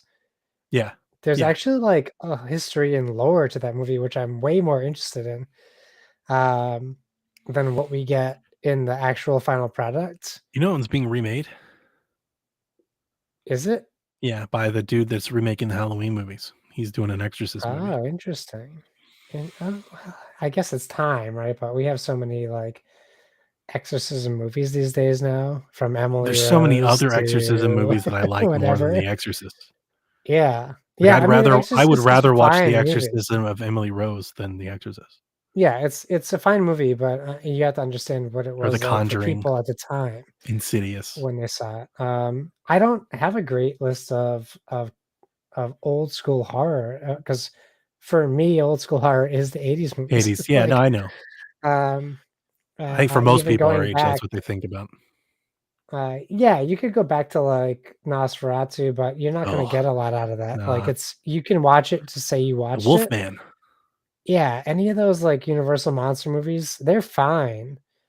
Um, but we've had better Better ones. adaptations, like Mary Shelley's Frankenstein, Bram Stoker's Dracula. Yep. We've had better in like, Bride of for us Frankenstein's still great. yeah, like, well, I'll recommend Young Frankenstein. But yeah, You go watch Mel Brooks's Young Frankenstein, that's a Vincent classic. Price movies are great when you're in the Yes. mood to, like, have a drink and make fun of, like, some old Oh, horror movie. the Twilight Zone movie, that's something that Yeah. when you mentioned Vincent Price, it made me think of the Twilight Zone movie. One of the first movies, actually, to legitimately terrify me as a kid. It's just done so well, and it's still done as an anthology style film, but, man, was that movie scary to me, especially with the TV in the attic, uh, with the mysterious person in the rocking chair. Man, was that movie horrifying. Sure. Robbie writes in, and we had somebody else who wrote this, or at least wrote me. They asked me to. I had 3 people ask me to rank the Child's Play movies. Yeah. So, but Robbie also asked Josh, how would you rate the Evil Dead? So there's not as many movies in the Evil Dead. So you go first. Yeah, easier to do. I would argue it's hard to do, You know but my feelings. for me, it goes Evil Dead 2, uh, Army of Darkness, Evil Dead Remake, Evil Dead, and That's All She Wrote. That's all of them. We I go can't Evil include Dead Evil Dead remake, Rise yet. Evil Dead, Army of Darkness, Evil Dead 2. That's yours? That's what I would do. Evil Dead 2 is the last for you? Yeah. Really? It's such a I still better love it. film than the first Evil Dead. I really love Evil Dead though. I know, I get it. Like, I I kind of, did you know as what? No, I well. take it back. Evil Dead remake, Evil Dead 2, Army of Darkness. Okay, I have to alright. be in the right mood to watch Army of Darkness. Like if I'm not Army in of the Darkness mood, is I don't arguably really. not a horror movie. Yeah, like if I'm not in the mood, like I can't enjoy it. But I've also watched Army of Darkness over 1,000 times, But you know so how I feel I about can't Fades Evil Dead. be I Fades Evil can't Dead be is my favorite. I show yeah. you what I bought? What did you buy? I got this super rare collector's edition 4K limited print Fede Alvarez Evil Dead that's been unopened. Oh, did you show me that? You might And it have. is like right there next to my Midsummer Clay. It's like my new favorite horror movie That's item. And I was awesome. so happy because I love that movie. Fede Yeah, Alvarez's Evil Dead. I watched it it's opening very night. good. I watched it with my wife. She absolutely hated it. I Yeah. was like, this is incredible. Like this is for in so many ways, and we probably did this on Decade of Horror already. I don't want to take it too far of a tangent. In so many ways, I think it honors the original and Yes. blows the original out of the water. Like it Uh, does both of those things. It pays homage to the original, but it also yeah. does what the original couldn't do at the time. Fede Alvarez's Evil Dead goes there. It does that. It's a great movie. I won't argue that. It's my favorite horror movie I did remake. just order my Steelbook Army of Darkness 4K. Nice. Well, pre-ordered it. But I don't know that I mentioned this in Decade of Horror, but like me loving Evil Dead is so old that the fact at one point my buddy for Christmas bought me a signed script for Evil Dead Wow. 2 that I have still, signed by Sam Holy crap. and Bruce and Ted, and It's in my, like, storage area that I only Why? occasionally look at things Put the in thing in like because on a display. You gotta well, show that thing it's off. in a folder, and it's the whole script, and they You need to sign the frame it. cover. Shadow box, the whole thing, Yeah, man.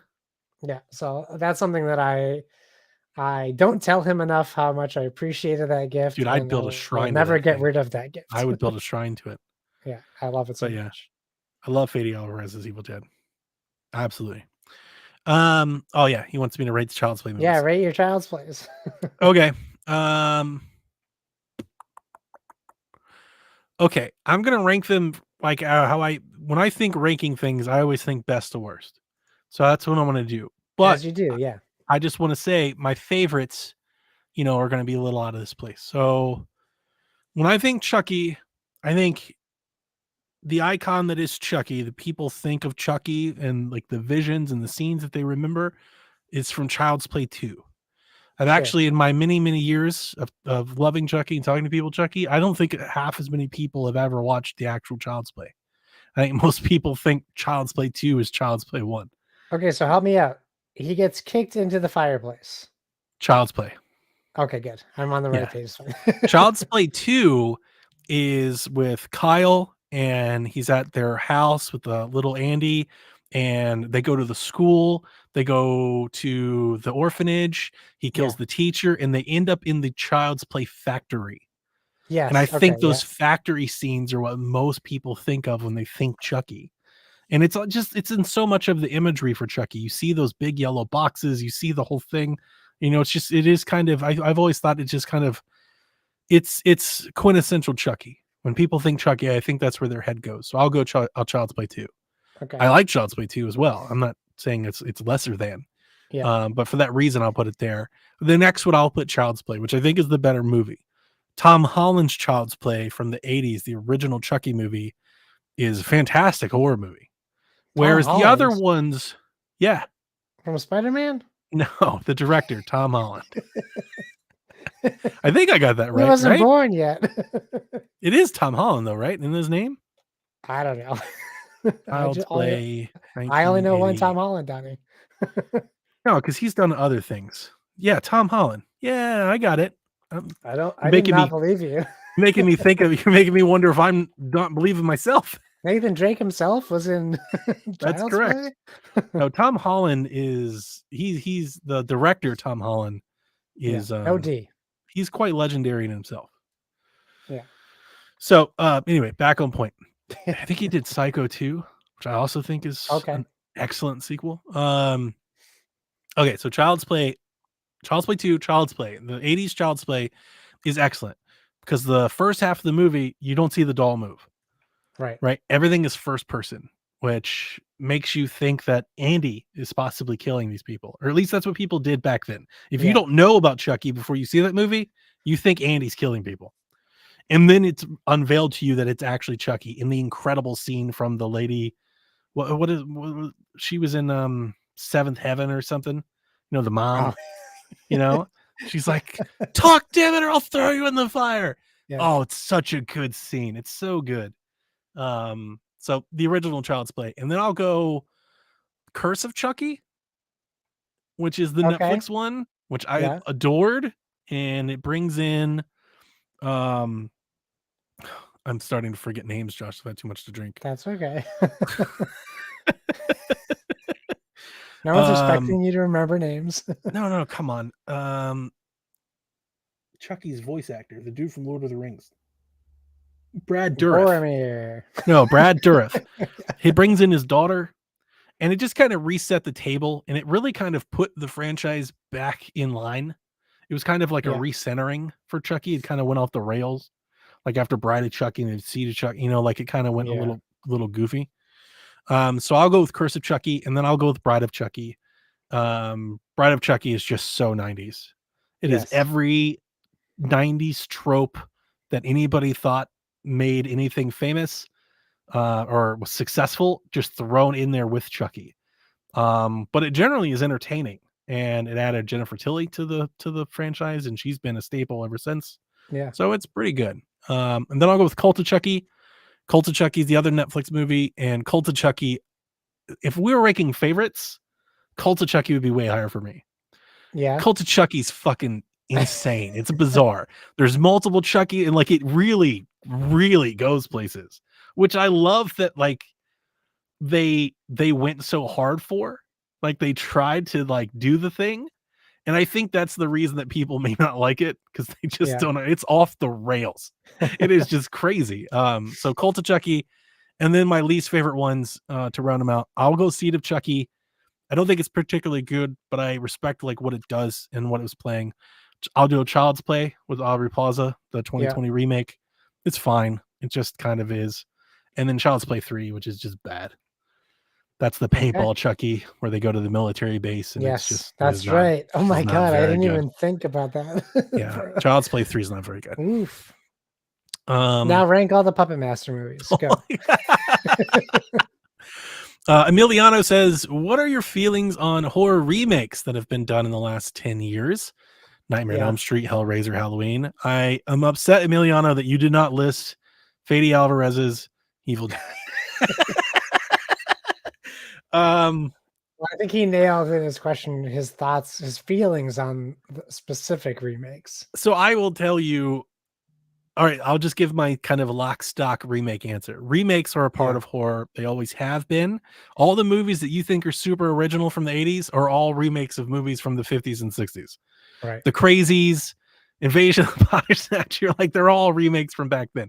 So, you know, remakes for remakes. We're going to continue to get them. Yeah. I appreciate them when they're handled with care, as I think is duh, right? That's the obvious answer. Duh. So Yeah. many of the remakes, and the reason I think they have a bad reputation is they weren't handled with care. I think Rob Zombie's Halloween was handled with care. Yeah. You know, I think Fede Alvarez was a good steward for the Evil Dead franchise. I think his movie doesn't feel like Child's Play is the Child's Play remake doesn't feel like a Child's Play movie. You know, it's like they just kind of made the doll Chucky to have a thing, but it doesn't fit. It doesn't, you know, it's not a part of it. Whereas Fede Alvarez's movie, the Halloween movie, I think they do feel like they're a part of the franchise. Like they deserve their place. And Yeah. that's what I want from remakes. And I don't think we've got enough of those with Friday the 13th, with I mean, I feel like I'm because you and I have always talked to these, I always feel like when I give the same answer, it's like falling on deaf ears. But everybody knows how I feel about Nightmare on Elm Street. I love Elm Street, Yeah. but I 100% think that's Robert Englund's franchise. Mm-hmm. I don't think you can do Nightmare on Elm Street without him. It's just going Yeah. to fall flat. He Yeah. is the character. Yep. So Yeah. Yeah. I think you're right. And speaking of like the remakes, like the first thing I was going to talk about is Rob Zombie's one because you're right. It just expands on the character we know. It keeps the same character we know, and it evolves the story. But when you look at some of the remakes that came out in the 2000s, like Friday the 13th, yeah, that's the one I think Halloween, of. all these, and you can't blame the studios because all they did was try to be Scream. Pet Cemetery. And yeah, and they just tried to they're catering to the teen audience, which I get it. You're trying to make money, but that's the My Bloody problem, right? Valentine. God, that was Yeah, a they're not terrible trying remake. to honor the source material. They're trying to play to the least common denominator, which is 18-year-old, 16 to 18-year-old They're also kids. capitalizing off of a known IP. It's less risk, Yeah, you but know. like So they're just you saw the Friday the 13th remake with Jensen Ackles, or one of the supernatural guys, and it was really it bad. was just I know what you did last summer, and that's 10 years too It late. I It was not a particular fan of the remakes. Yeah. The first one I thought was pretty good. The I second one like the was not. first one. I didn't watch the second one because Did not like the second one. I just heard so many bad things about it, but at But least with we've also had good ones. The Crazies, yes, The Dawn of the Crazies was Dead. fantastic. Dawn of the Dead, fantastic. Yeah.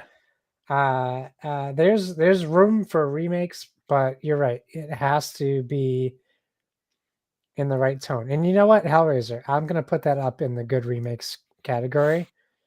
Okay. Very good at honoring the source material, very smart as to how they wrote the main character and the motivations, and just a very good time watching it. So I think if you're doing a remake, you have to remember where you're coming from, which is that whole thing where like don't forget where you came from. Well, it's Uh, either like pay homage or do something completely different. yeah, you got to go way the other way. You can't just Right. stick too And I think close to the original that's the material. hard part with something built around a character like Freddy. You can't Yeah, do something different. Nightmare on Elm Street without Freddy is not it Nightmare was on Elm Street. it was fine. That's the issue with Season of the Witch. Yeah, Is Halloween without Michael Myers isn't Halloween, but right? that And you Nightmare like, remake wasn't terrible. It just wasn't like you but said. it It wasn't wasn't Robert Robert Englund. Englund. Right. Yeah, that's the hard part. So it's almost like you'd almost rather do a Nightmare on Elm Street that's completely different. Completely different about not a slasher Yeah. invading people's dreams. Like you Yeah. can do something about nightmares that scares the hell out of people, Yeah. right? But then again, then it just becomes a different movie. It gets too close, I think. I don't know that they'll ever be able to do it. Uh, But the Crazies remake is better than the original. yes, but you're not latched onto this one specific actor or character. Exact, and that's it, right? Yeah. The Evil I Dead, think sometimes you just gotta hang it up, dude. You gotta hang it I up. don't. A lot of people, the Evil Dead, they were not like without Bruce. What? And it's excellent. Yes. Well, Evil Dead Rise, I mean, man, the buzz on this movie. On the Now list. it's getting a theatrical release. It was originally supposed to be streaming and it tested so well that it's going theater now. That's exciting. I'll be And there I for that. think that says a lot. I'll be there So for that. I'm I don't excited really to go see to the that. theaters anymore, but that's one I'll make an exception for. Yeah. Splig says, I feel like horror fares much better movie format in theaters versus a streaming series. Yeah. Thoughts? I think it's harder to nail the pacing and control the tension in episodic format. I think it's harder to tell. I think it's harder to tell I don't want to say harder because that's not right. I enjoy what horror can. I'm trying to think of the right way to answer this. I think It's a the smaller dose of horror in a more concentrated effort, in a more condensed effort, has a greater effect. I think it's really hard to be scary for 12 hours. right. If you're doing 10 episodes of something, it's really hard to be scary. So if you're not trying to be scary, then that's fine.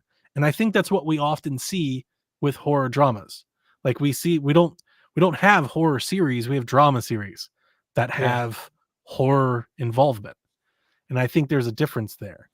Sure. You can't do 10 hours of Nightmare on Elm Street, in a series. You can't do 10 hours of Friday the 13th. I think it just falls flat. Sometimes it falls flat in 2 hours, like just a 90-minute movie can fall flat, let Yeah. alone an entire series. And I think that might be my biggest issue with the series. Also in a lot of horror movies, I'm not as invested in the characters. Every time I have the movie versus series debate with Dev, he's always like, I want to invest in the character. Like, I don't think that works in horror. I don't give a shit. I want to see cool special effects. I want to see Yeah. cool villains. I want to see cool stuff. I don't need to know every single character's backstory. It's cool when it's there, mostly with the villain. I like to have good motive and all that. But Yeah. it's more about tension. And it's really hard to hold tension that long, in my opinion. Yeah. And I'm on the opposite end of the spectrum. However, I do think that there's a place for both. And if you want that instant gratification, right? You want the scares. That's where the theatrical experience is going to get you. For me, I'm a a Flanagan head. Can I say that? Mike Flanagan head. I love House Haunting of Hill House, Haunting of Bly Manor, Midnight Mass. I'm so excited that the Midnight Club just started. So for people who are into that, I think that there is something for you as well because that plays off as more of a drama series, but because it's horror, every time you watch an episode, you're on the edge of your seat, wondering, is something scary going to happen? Uh, a- and that's where a series can be made or broken because if you're just waiting for a scare for no reason, uh, you're not going to get anything out of that show because you're just waiting and maybe a scare doesn't come and you just end up watching a drama show versus you watch 2 hours of a slasher and it's scary all the time. So when you're doing, yes, John 32, I hope it does make you jump into some horror this Halloween. If you're watching a series and it lands a good story and puts scares in, I think it's more digestible than watching a horror series that has one scare in 10 hours, which sucks. Like, that's not what you want. It's That's not what just I want, but I watching think that's what Grey's some Anatomy people with want. a jump scare. Well, Like, you don't.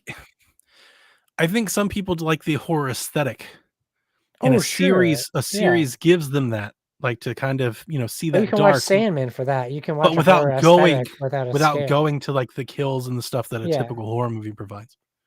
Yeah. I think there's room for both, but um, even specifically referencing Spleg saying in theaters, like, there isn't any time I watch Midsummer or Midsummer or Midsummer, I always regret that I didn't see it in theaters because there's also something about the group watch. I got to see Paranormal Activity in theaters Yeah. on opening night, and forgetting my I was sleepless there with week, Evil Dead. I was there my for week of Midsummer. sleepless nights, like the reactions you get, that's a big communal experience. And can you imagine, Donnie, you're in the theater, you're watching Midsummer Yeah, with I can. everybody, I and was then there. all of you just start going, oh, oh, oh, all at the same time. My theater was dead silent. Oh yeah, that's a very awkward scene. They were completely we were all completely captivated and hooked. Yeah. I would Yeah, I mean, loved to experience that. In fact, that's one of the, if I had a time machine, where would I go? I would go watch opening day, Midsummer Midsummer. with a group, like in Sundance or Cannes, wherever it premiered. I've always said that it's one of my favorite movies of all time. I've never, like, Yeah. ranked them all, but it's up there. It's definitely in, like, top group, Mhm. and I love it because I don't think any of the other movies in that group, like, I was alive for the day they came out. Yeah. Yeah. Yep. I agree with you. Like, I feel like me going to see But I Midsummer was is like alive for the first Nightmare on Elm how my Street. dad saw the first Nightmare or Yeah. Halloween, like, it's like people had that experience, and I feel like Midsummer was like that one that provided it. Because even The Yeah. Evil Dead was a remake. It's not like I didn't know what I was going to see, Right. right? Well, even Evil Dead 2 was a remake. Um, I just wanted to say, like, again, I'm not in the series, but obviously I'll be watching the Chucky series. I very much Yeah. enjoyed season 1. I'm also really interested in the Wednesday series. Oh, I watched the new trailer today. It looks so good. And it's got Jenny Ortega, who's becoming quite the little Yeah. scream queen. Yeah. She's from X, right? And Studio 666 and Scream, and she's been in all kinds of stuff. Did you So see the new trailer? I Who's haven't. playing Uncle Fester? I haven't. Oh, you gotta watch the new trailer. It came out today. Okay. It really paints a good picture of that show. He says horror adjacent, but have you seen the Stripe hype trailers for multiverses? Yeah, Stripe from Gremlins. Oh, okay. I was like, I don't know. New playable character in Multiverses. Okay. And then he says, I love Gremlins. Do you think there's Yeah. a place for 3? I could use another good horror comedy, Personal Phaser, Shaun of the Dead, and Tucker and Dale versus Evil. Yeah, they're making a new Gremlins. Yeah, I was gonna say, I think today's time of Gremlins fits in perfectly.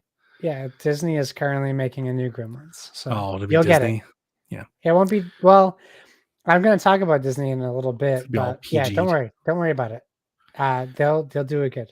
Okay. Jay says you're sitting down to watch your favorite movie or show. Yeah. What's the snack game? Oh boy. What do you do for horror movies? Beer. That's my snack of choice. It's good. It's good. I'm probably not crunching down on anything. But I'm just not a big snack guy. I guess if I had to pick one, I don't know if people That's have why you're so, popcorners. toned and fit and all that. Yeah. You can see the difference. I am the snack guy. Yeah. I was hoping maybe you could help me, but this may be a better question for Kevin. Yeah. So I hate popcorn. And it is okay. a sad experience that I love movies so much and hate popcorn. I really, It's not like I can't eat it. I can eat it. It's not like mayonnaise. Like I hate mayonnaise. It's not like that. I just hate the experience of eating popcorn. It gets stuck in your mouth. Sure. You're always Oh, getting I it hate stuck. that. Yeah. I can't stand. I'm like, for the life of me, I'm like, has nobody fixed popcorn? Like Yes, they have. we can't have this experience without all this terrible stuff. There's these chips called popcorners. Have you had them? No. You gotta get them. So, they make them in a bunch of Popcorners. different flavors, popcorners, and they're like they're like a three-sided chip, but they have different flavors. They have kettle corn, sea salt, sour cream and onion, a spicy queso, which is very good. Uh, Popcorners. and they're so Wait a minute. These aren't like freaking those delicious. Quaker health snacks things, are they? No, no, no, they're not healthy. Oh, okay. No, Okay. literally popcorners, that's how it's spelled, This one is a word. variety pack, and I trust you so much. I'm just gonna buy it without even thinking. Yeah, they're It's a variety it pack for $20. so it probably has, Didn't it even has look.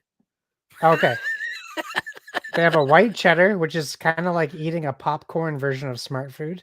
They have a Okay. kettle corn one, uh, sea salt, and spicy queso. Spicy queso is so good, especially if you take the spicy queso chips, It's got you put them sweet on a chili, plate. kettle corn, spicy queso, sea Yeah, salt, sour cream and onion, and white cheddar. cheddar, awesome. That's and you take those spicy quesos, you sprinkle some, cheese, like shredded cheese over them, pop them in the microwave for 30 seconds. You got your own little popcorn nachos situation going on. Okay. Nice. So good. I look Great forward snack. to giving those a try with my movies. Make sure you tag me in Discord so I know how you hate or like them.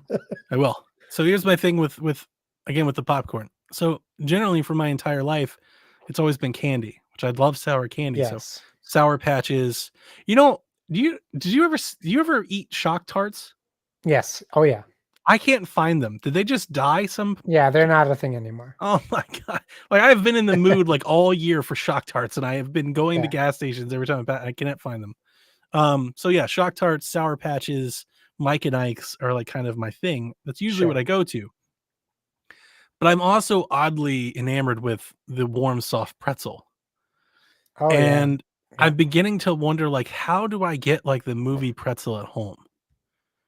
Like I've got the popcorn machine. I can do the Yeah. popcorn at home, but how do I get the movie pretzel home? I bought some from like Walmart that you like micro that ain't it. Yeah, like the super pretzels or That is whatever they're not good. called. Yeah. That is not the same thing. But like at home recently my snack game has been I just get like pretzels out of the bag Mhm. and maybe I'll get like some warm nacho cheese and like kind of, imagine that it's the same thing, but it's not. Like Yeah. I kind of I want a popcorn. I want a pretzel machine. You gotta make your own pretzel. You just get the dough. Oh, that sounds like a lot of work. Oh, it's a lot of work. Yeah. For a movie? No, no, there's no way that ever happens. There's gotta be You're like, some "We wanna air watch a movie tonight. I fryer gotta make pop pretzels 6 pretzel hours thing or earlier." something.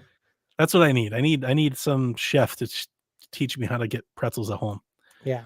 Listeners, if you know how to make movie pretzels at home, Yeah. please let me know. Or Um, send Donnie pretzels in the mail. Jacob says, "Do you play spooky games this time of year? And if so, what spooky games have you excited?" Um, yes, my answer is yes, I do play them. Do I always play them this time of the year? I try to, but depending on the release schedule, it Yeah. can be difficult if I'm playing a lot of other things, which I think typically happens. Yeah. Um, Yeah. but It's this hard. year I do want to play. I'm not sure if you caught it on Play Some Video Games. This year, a couple months ago, I bought a mint condition of Clock Tower. Like it is just, Yes. it's so good that I'm terrified to play it. Like Yeah. I kind of don't want to play it, but I want to play it. I haven't played it in so long, and I want to play it with my wife. I think she'd get a kick out of it. So at some point in the next couple weeks, we will play Clock Tower. I would love to play it to the end, Nice. but I don't know if we will. We're just going to play it for a little bit and see if she can get into it. Um, but spooky horror games are kind of making a comeback. We've got Dead Space remake. We've got Callisto Protocol. We have Resident Yeah. Evil 4 remake. Those are all coming, I guess, at Christmas. Like from Christmas to New Year's, like Ish. so Yeah. weird that we're getting them all Not at that time. necessarily horror season, yeah. Yeah. But Scorn is out next week. Yeah, Scorn. And then, did you ever play Lone Survivor? The Mark Wahlberg movie? No, there's an indie game called Lone Survivor, like a little scary game, No. and it's getting like I don't know. I think it's I dare to even call it a remix. It's like a little pixely game, but it's getting some sort of re-release called Super Lone Okay. Survivor. So I might try that at some point. Pumpkin Jack is Super. also a good one if you've never played it. Oh yeah. Yeah. I don't know. For me, I love horror games, but they don't typically release around this time of the year, which is always weird. It is weird. Which is fine, but it doesn't necessarily put me in a I don't specific love mood. horror games as much as I love horror movies at all. It's not even Totally close. different experience. Yeah. Yeah. Yeah. There's something. I think I did decide I'm just gonna go ahead and get the Evil Dead game because there is now a solo experience. So I will probably buy that. Is the solo experience just like a collection of missions, or does it actually have a story? I'm gonna look more into it. I'm pretty sure I read there's some type of campaign in the new update. Because I do follow the game because obviously it's Bruce Campbell, so Sure. I follow the updates, and they just put out a new update where it added a new character, and what I read was more solo campaign. So, is this a game that is probably going to come to Game Pass at some point? Yeah, but when we I talk want to buy about the playing game. games in October, I want to I buy do the game want just to have to. the case. Yeah, same. And I do want, and I don't have to worry about game share because I know Kyle won't play it. So I can buy it just to own the physical case, Yep. I just want to put it not with the feel rest of bad my about it. So I will Evil own it. Dead stuff. Did you get Yeah, that Evil Dead? You got the Evil Dead collector's box, I right? did thanks to you. I Yeah, didn't even it's know it very had nice. come out. So I have that. So I'll probably get the Evil Dead game within the week. Just I so I was can waiting for play it. Black Friday. I bet I'll pick that Yeah. thing up for like $5 at some Oh point. yeah, and I'm sure it'll be cheap, but Yep. I bought so many games at full price just to see them drop to free or $10 that I don't care anymore. What's another one? Yeah, just add it Okay. to the list. So we've reached the coup de grace. Daniel Mm, writes in, what are the best horror movies of 2022 so far? So in yeah. decade of horror style, I have a list. I have a Oh, ranked sure. list of my favorite horror movies for this year. Okay. Do you want to start from the bottom down or from top down? Bottom up or top down? Of your list, let's start Any from the list. bottom. Okay. Bottom to top, I stop. Okay, how about this? Because we didn't talk. We have yet to coordinate any of this. Yeah. So I'll start at the bottom and work my way up. And then Yeah. if I read one of your movies, you let me know. And then Okay. at the end, you tell me if one of yours is missing from mine. Okay. That sounds good to me. I want to number mine because I don't know how many is on this list. Let's see here. That is not numbers. Damn it. Google Sheets. There we go. I have 9. Okay. Number 9, I have Studio 666. You said Yeah. You have seen it? Yeah. Yep. And it was good? It was. It was enjoyable. It wasn't good. Yeah. Not by like any measurable standard. Sure. It was better than I thought it was going to be. That's Okay. a real thing. Okay. Like had I bought a movie ticket to see it, I would have been like, that wasn't half bad. I've seen way worse horror movies. It Sure. is somewhat entertaining. Obviously, Taylor and all the things happened since then. So I think it has a little more meaning now. Yeah. For some people, might be their last kind of experience with him. But yeah, it's not nearly as bad. It has a decent little plot. It does have some really funny scenes. Whitney Cummings has a really funny scene. Oh, Dave really? Grohl is a terrible actor. Like, it's just not Yeah, very he's a good. musician. No, it is just not very good, but also in a funny way. I actually think his bandmates are much better. They kind of have like he's almost kind of like Scooby Doo-ish. Like it's interesting. But I liked it. You said you hadn't seen that one, right? No, it's on my list to see. Okay. So number 8, Speak No Evil. Okay. Have you heard about this one at I'm all? unfamiliar with this title. This is a I foreign think. film that I caught on Shudder. It is foreign, but it is mostly spoken in English.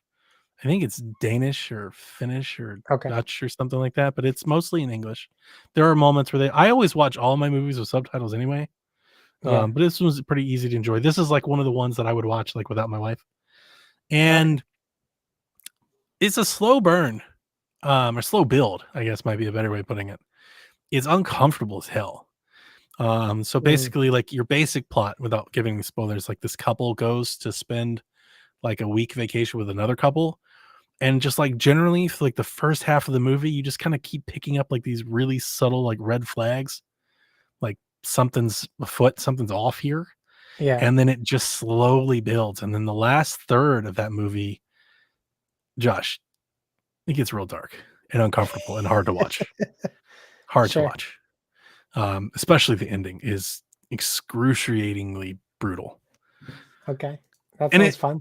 and it's a flip-flop from the movie. Like the movie is not hard to watch at all. And then you get to the end and you're like, I have not been prepared for this. Yeah. Like it's one thing you watch a slasher, you see 10 people die, and then you see somebody really die, and you're like, yeah, that's what's happening. And this movie Right. is like a pretty nice movie, and then you see some people die. You're like, whoa, it made me feel bad. You won't come away feeling good or any like, yeah, it's pretty brutal, pretty tough, but Yeah. enjoyable, pretty good. Okay.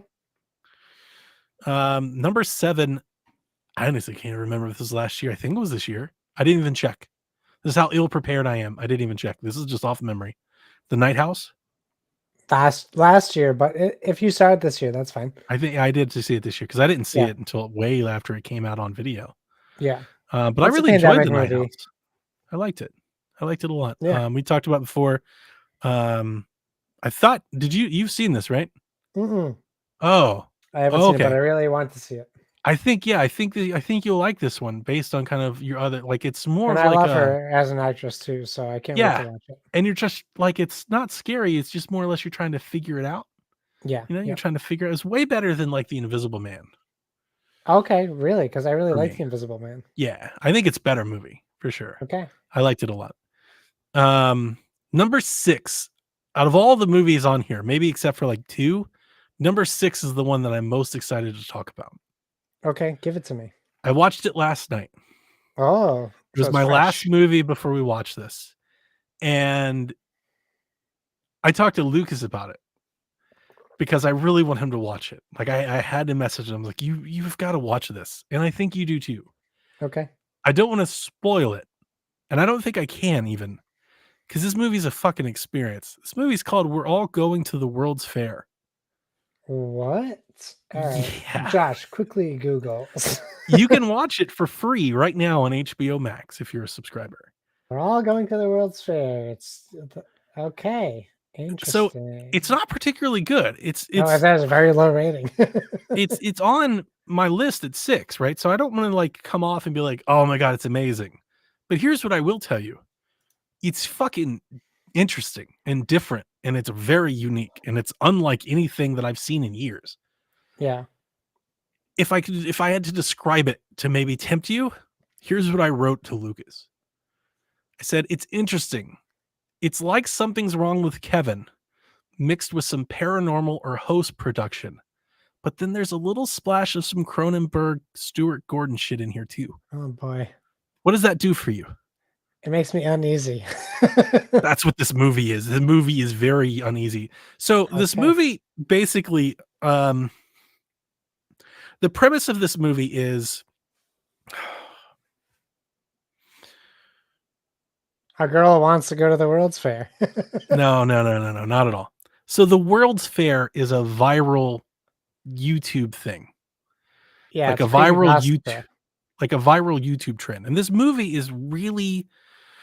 dances with a lot of stuff. It dances, I think, primarily with like maybe like modern teenage like loneliness and like what it's like to be a teenager where like maybe you don't go out, you don't have friends, like you're glued to your screen, you're into YouTube, you're following, like this is your social interactions. Yeah. So there's a lot of that. It's just like an extremely like dark, depressing, lonely movie. This girl, lives with her dad. I believe her mom's dead. I think they mentioned that in the movie. And like he's not particularly like engaging with her. So she's just kind of lost in her bedroom. And she does this viral trend saying we all want to go to the World's Fair. And then what happens is you have like these people do this and then they film their conditions, and I kind of put that in air quotes, and then they all kind of outdo each other, and it really blurs the lines of like, is this real? Is this not real? Are they putting on a show for like views? Yeah. Are they really about to, like, there's this one scene where she, again, I'm not gonna lie, she contemplates doing some things and talking about it, and you're Yeah. like, is this like, again, we need to talk about Kevin.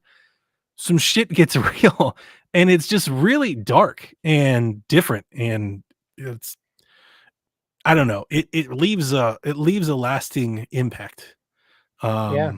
or at least it did with me. And it's just something, yeah, people should have on their list. Like I said, you can watch it on HBO Max. I'm very interested in hearing what Lucas, for whatever reason, as I kept playing it, as I kept watching it, I was like, I think Lucas is going to like this a lot, and maybe he'll hate it. We'll find out. But I think for whatever reason, I think it fits, and I'm interested to hear what he thinks. And I'd be interested to hear what you listeners think. We're all going to the World's Fair. Okay. Definitely something I have not seen before. Number 5 on my list is a movie called Hellbender. Hellbender. You haven't seen that one either? You're adding so many new vocabulary words. Hellbender is on Shudder. That's where I watched it. It's a Shudder original. Yeah. And it's a kind of indie punk, like coven witch movie. Like almost not like, but production aesthetic, similar vibes as like maybe like The Green Room. Like if The Green Room was like a coven witch movie, kind of, sort of. Sure.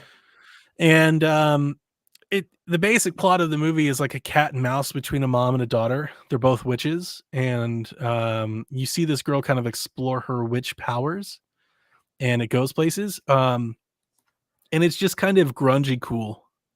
Like if you're into like that kind of like low budget, grungy type of I don't know. I'm just trying to think of like buzzwords. Just, what I think everybody that knows horror knows the type of film.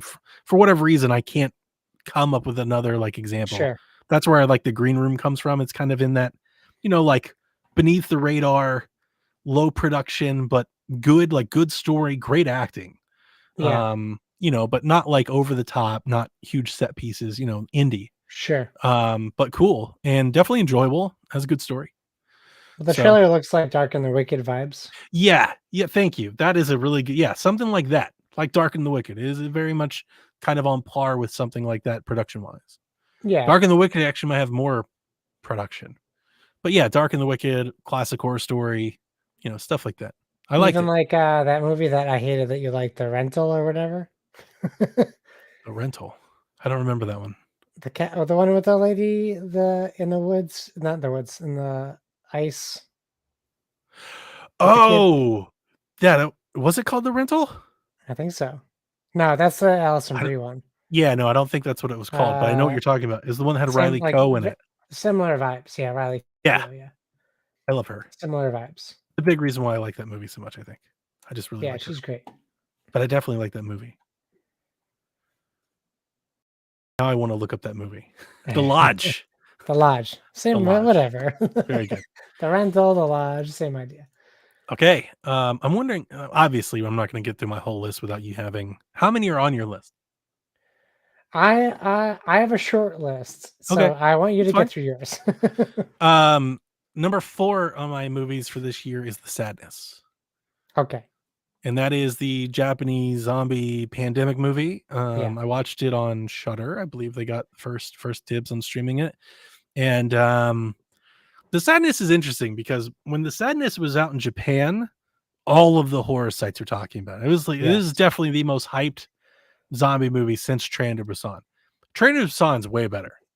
Like it's not Train to Busan. So if you're expecting Train to Busan, you're gonna be let down. I wasn't expecting Train to Busan. It's kind of like the Japanese version of The Crazies. Okay. And I loved it. It's pretty fucking awesome. Cool. It's blood soaked. Like you're gonna get a lot of that. I think the zombies are really cool. Like they have this eye effect and stuff. And I digged it. It was pretty good. Number 3 on my list was The Black Phone. Yeah. With Ethan Hawke. Little Stranger Things, kids are being kidnapped thing. I thought the movie was really smart. I definitely enjoyed it. I thought it was a fun movie. Like, I was kind of really, like, just entertained throughout. Sure. You watched that one? I did, yeah. Okay, so this is the first one we have crossover. I still don't really understand the ending. I've watched people explain the ending, Yeah, and I'm yeah. there I just it's like the killing of sacred deer. There's a little bit of there with me because I'm like, I don't understand how Ethan Hawke could hear the phone. Yeah, I I don't think get it. it is a weird supernatural element that is separate from the main story. Right. I was reading, I read reviews on how I remember talking to Delvin about this, and I looked it up, and there were people that were trying to say, like, it was because the guy was, like, so traumatized, it was in his head, but the other guy could hear it, and it was like a No, make no, he believe, and it could was clearly hear it. that's what I was like, "This is ridiculous." I was like, Yeah. this is such a reach." The movie doesn't imply any of this that you're taking away from it, and I was like, "He can clearly hear the phone." Yes, he can clearly hear it. So that was my only thing that bothered me. But with that aside, it didn't change. I definitely enjoyed the movie. Ethan Hawke's Yeah, great. Like when it's in so horror, good. he's really, really good. Yeah, I still think Sinister is terrifying. Like if yeah, anybody out there has never watched Sinister, Sinister's real good. And yeah, I like the Black Phone. What did you think? I love it. I won't spoil where it is in my rankings, but I really enjoyed it a lot. Very, very just it's just great filmmaking. Like, you can even Yeah, separate horror good from it. It's just story. a great story. Yeah, I agree with you there. Like I said, it was very entertaining throughout. I Yeah. never really felt that's my lasting memory is I never really felt bored or slow or anything. Like I was into that movie from start to finish. Yeah, very engaging, and they're jumping back and forth from what could potentially be a slow moment in a film by filling it in with more interesting, Yeah. away from this part of the Even when story it's slower, you're story. still trying to figure it out. And you like, like Yes. it's engaging. It Man, hooked and me. there's a scene in that movie that I had to wait a whole day to tell my wife about how I felt about the father and the daughter scene. Hmm. It just made me they did such a great job at making me feel so incredibly uncomfortable, Mm. and it was Number so two on my list believable. is Ty West's X. Okay. This is gonna be an interesting list for me. I love it. On my end. I do love X. Mhm. Um, it's one of the few movies, horror movies the last few years that I would say I loved. It's up there Yeah. with The Dark and the Wicked, and things Yes. like that. Like I think every year I get maybe one or two movies that I would quote unquote say I love, and X is Yeah. definitely one of them. X was a fun one for me because the moment it was announced, people nonstop sent me that movie for like whatever. I mean, I don't think it's whatever because I definitely know why, but Yeah. I apparently am. I have a type. I'm a typecasted horror fan, and everybody saw X and they thought of me. They're like, Sure. it's porn, it's horror, it's slasher, Donnie. So X stars Mia Goth and Jenny Ortega Yeah. and Kid Cudi and a bunch of other people, and it's about this group of kids that go out to a farm and they're trying to film a porn. They're going to film a pornography film, and then there's this old man and woman that are troubled on the farm, and things go afoot and it goes bad. Um, in that regard, just in plot, very basic slasher, type, which I definitely enjoyed seeing that come back. It's weird to say that we don't get them as much anymore as we do. Um, if it wasn't for like Halloween, like Yeah. the cupboard is pretty bare. And if you're like me and you didn't particularly like Halloween Kills, it gets worse. Yeah. So I definitely enjoy just seeing like a good old fashioned slasher film again. I was like, this is great. Like I could use 10 of these a year. I always say it's my comfort food. But Mia Goth plays Pearl, the old woman, and I think Yes. that I don't think it landed with a lot of people. No, you I have to, like, hear about it to know that that was her. Yeah, I never every time somebody told me like, "Hey, I just saw X," my first reaction to them is like, "How great was Mia Goth as Pearl?" And they were like, "What?" Yeah. That Yeah. movie totally it's I mean, I knew that following the movie leading up to it, I knew that already. So it wasn't like a spoiler Okay. or a surprise to me, but apparently there are people that watched the entire movie and left I not didn't know knowing. that she was her until the Oh, end. okay. Yeah, so I've met a lot of folks just like you. I think maybe 10 people have been like, "Hey, Yeah. what do you think?" Which I think is really cool. Um, it is, lewd and salacious. I think it Yeah. was my wife a little bothered under the collar. She's like, "Ooh, this is a little spicy." Um, but then it gives you the opposite of that, which is a great horror movie. It gets Yeah. very uncomfortable. Yeah. Very uncomfortable. Oh, yeah. And it plays with people's expectations of old people and the elderly, which is Yeah. always a great trope for horror. Um, and yeah, I mean, it's not amazing per se. I don't think like acting or plot wise. I do really enjoy the production. It's got that Mhm. Texas Chainsaw like film grain look, which I love. I would like to Yeah. see more horror movies use more of that. And it did have some really great kills, some good scenes. It was entertaining. You got the smashed hand with the hammer. There is a shotgun blast that is one of the best shotgun blasts. Yeah. Like, it is a really good shotgun. Like, that shotgun comes out of nowhere, and you get all of it, and I was like, "That's really good." I definitely remember the shotgun, so but ultimately, that's just generally my thoughts on X. You didn't like it as much. Do you wanna talk about that now, or do you wanna save it for when you do your list? Uh, let's save it for my list. Okay. My number 1 movie of the year is Nope. Whoa! What is that is very surprising to me. I loved Nope. I wrote down it's my favorite Jordan Peele movie. Wow. I think it's excellent. I I don't don't disagree with you. I think it's one of the better Alien movies, period. Yeah. Yeah. Definitely one of the better modern Alien movies. For Probably my sure. favorite, and tell me if you've got a better one, or at least not a better one, something you would offer differently. I wrote this down, but I didn't have time to really look it up or really think it through, but I wrote down it's my favorite Alien movie since Signs. Um, I have a certain affinity for the Fourth Kind movie. Mm, But I don't know that I would say it's better than yeah, Signs. I think it's right. It's like close. I But really yeah, like Signs, I so I'm agree with you probably on that. generally more favorable on Signs than most Sure, people. sure. I loved it. It's a really good story, it has a great cast. And yeah, I don't know what else to say. What do you think? I love that movie so Yeah? much. Yeah. I mean, I'll talk about it in a minute. you can pull a lot out of it, but I genuinely enjoy watching his movie, without, like, feeling the need to, like, pull, like, some sort of deeper metaphorical meaning from it. Yeah, So that was a bonus. The actors, again, the cast was great. The story was really good, and it was very entertaining seeing, like, how this thing was happening, and like Signs, I yeah, enjoyed kind of like in Signs, there's that scene where you see the alien, like, pop out from the bush, yeah, and it's the first time you realize, like I think it's the first time you realize it's right about the same time that they can camouflage. I'm yes, not sure if Mel gets the hand before that scene or not, but they're, like, right near each other. Like, you get 1 or 2 right up before each other. yeah, But you generally start to realize, like, "Oh, that's why we really haven't, like, seen them yet," you yeah, know? This movie does a lot of that similar stuff, yeah. and I Like in the like that. barn. Yeah, Yeah, in the it's barn scene. interesting.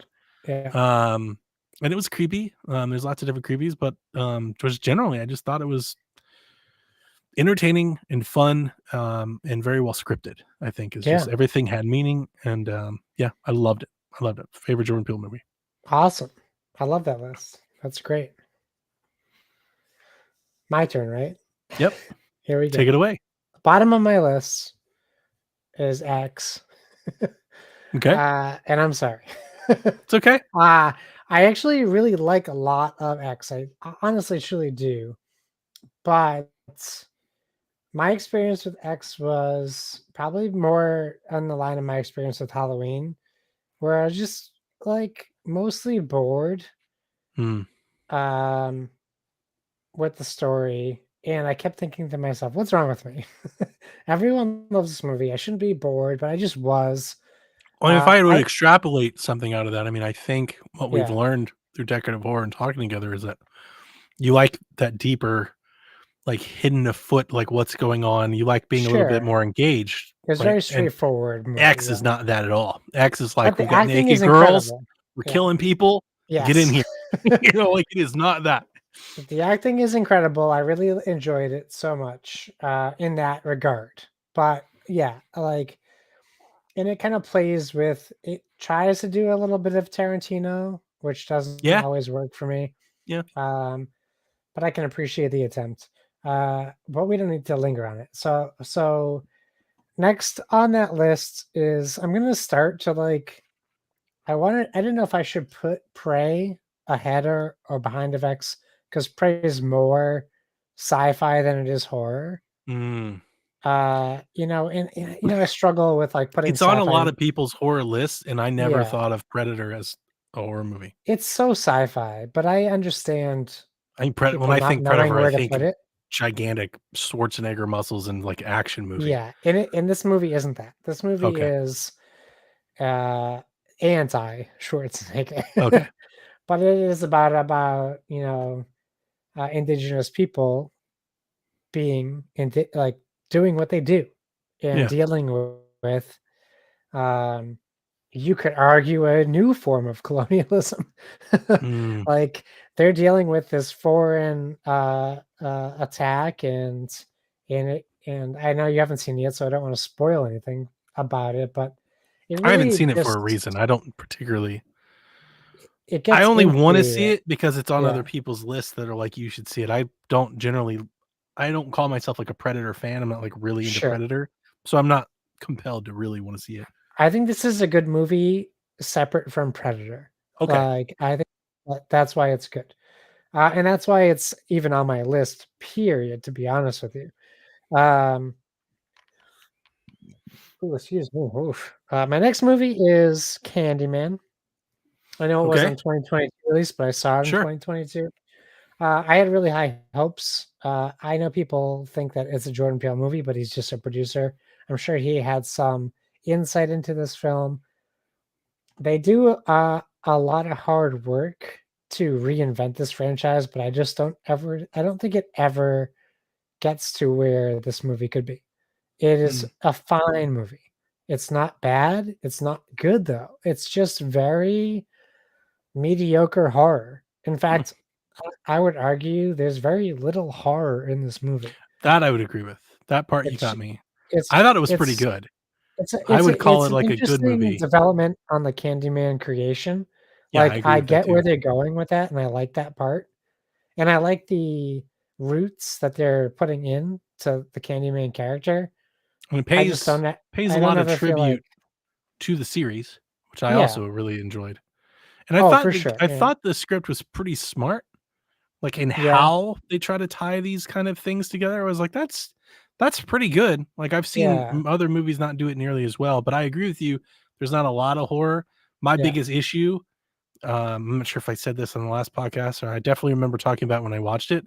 My biggest issue is it breaks the rules of Candyman, which is a no-no. yeah, I yeah. did It not like also that ending bothered me. I know exactly why they did it and for all the importance that it had and the reason that it landed well with people, but as a horror fan and a Candyman fan, you cannot see Candyman in the mirror and not die. right, right, That's a no-no. That was yeah, bullshit. I was like, "This sucks." Like, it ruined it for me. I was like, "That is not how this is supposed to go." yeah. Um, so No, I hear you. It was fine. It was fine. It was a fine movie. My next movie is Beast with Idris Elba. ooh, I don't think I've heard of this. Um, and Sharto Copley from District 9, where Idris Elba is taking his daughters back to their homeland in Africa where their mother Oh, and man, father hang on a met. second. I hate to interrupt you, but No, go ahead. before anything you said, this is literally maybe the best way to get me to watch a movie I've never heard of. I'm reading from the New York Post. The first headline that says, "Beast. Idris Elba's creature movie makes you miss Anaconda." And I was like, fucking here for that. Oh, yeah, it's definitely Anaconda vibes for Oh, that's sure. great. I'll Yeah. put it on the list.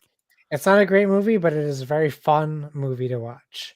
Yeah, I'm always down for, like, I like a good shark movie, a Oh, good yeah, I know you yeah, do. so I'm That's good why for that. I know I can talk to you about creature features. Nice. You can't talk to a lot of people about those, but I know I can talk to you about them. It's just very good. Like Idris Elba really carries the movie, and Sharlto He's Copley great. is an incredible actor. I'm probably butchering his name, but he's so good. Um, So that's right there. And we're leading up to where I want to get to. Um, I don't want to miss anything. I'm not going to include Sweetheart I because haven't obviously, watched The Requiem yet, yeah, which has Alicia Silverstone in it, just I because know. I everybody was like, almost watched it the other night. everybody's like, it's so bad. But It I'm looks like, terrible. but I like sharks and I love Alicia Silverstone. So like, Yeah. I I'd really rather want to watch like watch it, 48, 47 meters or whatever it's called. but maybe I'll watch. No, I like that one. I've heard that's good. Yeah. Yeah, I like that one, and I love The Reef. Oh, I love The Yes. Reef. With Ryan Reynolds' wife, Blake Lively. Was she in No, that? that's the Shallows. Sorry. Oh, Never mind. That's the Shallows. wait a minute, hang on. Now I'm getting them confused. I think I like The Shallows Yeah. more than The Meters, but I The love Reef is open water. That's all we better have to than get all of back them. to. But The Reef is better than all of them. The Reef is really Okay. good. I'll have to check it out. But, yeah, so I Uh think I'll watch Beast instead of The Requiem. yeah, Beast, very good movie. Very good, Okay, very fun movie. Not great, not good movie. Okay, so we're gonna do my last three, right? So number three is Hellraiser. Uh just like flat out good, solid, enjoyable movie. I really that's on the enjoyed what I list. watched. Yeah. It's not gonna move the needle. Like if you know Hellraiser, then you're right there, right? Like it's not gonna Does make it you feel hate like it it. belongs? It belongs, and Then I'm here for it. we have the incels mad that Pinhead is a woman. Get over it. That's so ridiculous in so many ways. Yeah, Pinhead as a woman is so much better. and it's so well played. And Like, like you can really go the places there. Cenobites are supposed to represent pleasure. So like, Yeah. why wouldn't you have Pinhead as a woman? Why wouldn't you have all of them as women? Well, I guess if you're a gay man or if you're a woman, there's some men in there too. They're just not as appealing as Pinhead. Uh, I that's a like, very good. I understand that there's okay. I'm typically not on, like, this train that, like, everything that we love now needs to be cast by a female lead. Yeah, Um, but I'm not like the people you spoke of. I'm not like that. the anti. I am Yeah, I'm to the point where now I feels tropey. Whereas before it yeah. was, like, different, Oh now it yeah. feels like a trope. Now just So everything is doing it, it's yeah, very trendy. So I want it to be done well, and I want it to be done when it matters. yes. And to be Pinhead is honest with very you androgynous. to It be doesn't honest matter with the you, gender. I cannot think of a better, like, horror villain to do that with than Pinhead. Like, Yeah, that fits. That gets me yeah, excited. I'm excited for this. Like, it's yeah, on the list for a reason, you yeah, know? Um, like, it wouldn't I don't necessarily think it would work for a lot of others, but for Hellraiser, yeah. totally fits. Honestly, the best part of this movie is the main character's journey, and the Cenobites are just icing on the cake. Yeah, as they Uh, should be. it's so good. Um, number two is Black Phone for me, Okay. because yeah, it's almost like a perfect horror film. It is what it Yeah. should have been. It is what a lot of these Yes. movies have tried That to I 100% do. agree with.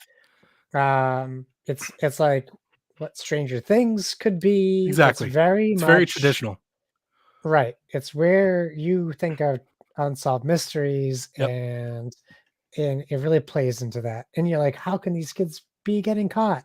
Oh, that simply. Like they Yep. do a really good job of showing you how and why it's happening as well. Um, so I really enjoyed it. I didn't expect to enjoy it as much as I did. Same. And yeah, and my number one is Nope. Uh, Nice. it's just an Ladies and incredible gentlemen, we movie, and did not we share lists at all. Let's just yeah, and opt we out. talked a bit before I saw it, or after I saw it, maybe on Discord. And you originally made the Jaws reference, and I didn't see it right away. No, hang on, here's the Uh, thing. but the more I I thought didn't do about that. it, I heard a well, podcast that you said it's heard the someone say modern it, yeah. Jaws. Yeah. Yeah. But and then I didn't see that right away, but the more I thought about it, like it makes total sense that it is like a Jaws story, a Jaws Sorta. analogy. It is very adjacent to Jaws, but it's The reason I also the reason I Twilight shared Zone. that with you, when I heard that anecdote and the person was like, "It's the modern day Jaws," I was like, "The fuck?" Because that was not what I was expecting to hear. It Right. shocked me. I was like, "What did you are we talking about the right movie? Jordan Right. Peele's Exactly. Nope, and these weird, strange things that I've seen is a Jaws movie?" But yeah, and Yeah. then you see it and you're like, "Now I get what he's trying to say," and Yeah, Yeah, and the acting is incredible, it is. and the metaphor with the TV show and Yeah. the monkey, it's just so spot on, and it makes you question why you're seeing this and makes you think about, uh, is there more meaning to this, or is it just, Yeah. like, very superficial and, um, the acting like you said, the Good acting is silence. incredible. Yeah, a lot of Good use of silence, a lot silence. of, Oh, and it's uh got the dude from The Crow. yes. And I didn't know that it was filmed in IMAX, and I'm really sad that I didn't see What's this his movie in name? IMAX because those vistas and those, like, landscape shots of just the open land in the sky must have looked incredible in IMAX, like, I can't even Michael imagine. Wincott is, Yeah. he's the villain from the original Crow. Yeah, and Um, he's the hero well, I don't wanna call him the hero in this, but he's the anti-hero in this. and just one of the most, or at least for me, most recognizable voices I've ever heard. He's the guy who likes to kiss his sister in The Crow. Yeah. And, like, when you hear that voice, I was like, "I know exactly who that is." Like, I Yeah, haven't heard this voice in years. yeah, he was great. He was great in this too. Yeah, he was. Everything about this movie was, just very well executed. It really speaks And to where Jordan Peele has come, uh, and will go because I I feel like love the he's way the movie unstoppable. unfolds and Yeah, starts to, like, tie off, like, these little messy knots that it leaves forever, and then it kinda wraps into, like, this nice bow at the end. It just gives you that it's somewhat rewarding as a watcher to be guessing yeah. and guessing and guessing, and then it gives you kind of, like, all these answers. Well, the 3rd act goes from, like, 0 to 100 in Yeah, 5 seconds. yeah, You're like, "Whoa." and honestly, when I was thinking about it earlier, I completely forgot about the monkey scenes. Like, the Yeah, TV show, I was like, "Oh, man, yeah, you're completely right."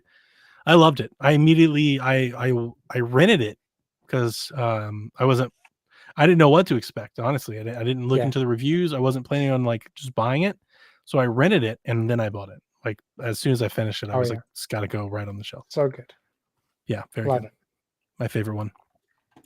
So there you have it. Those are our favorite horror movies of the year. Some recommendations for you to go out there. If you think we've missed one of your favorites, definitely let us know. You can tweet at Yeah, us, pop in the Discord, let us know.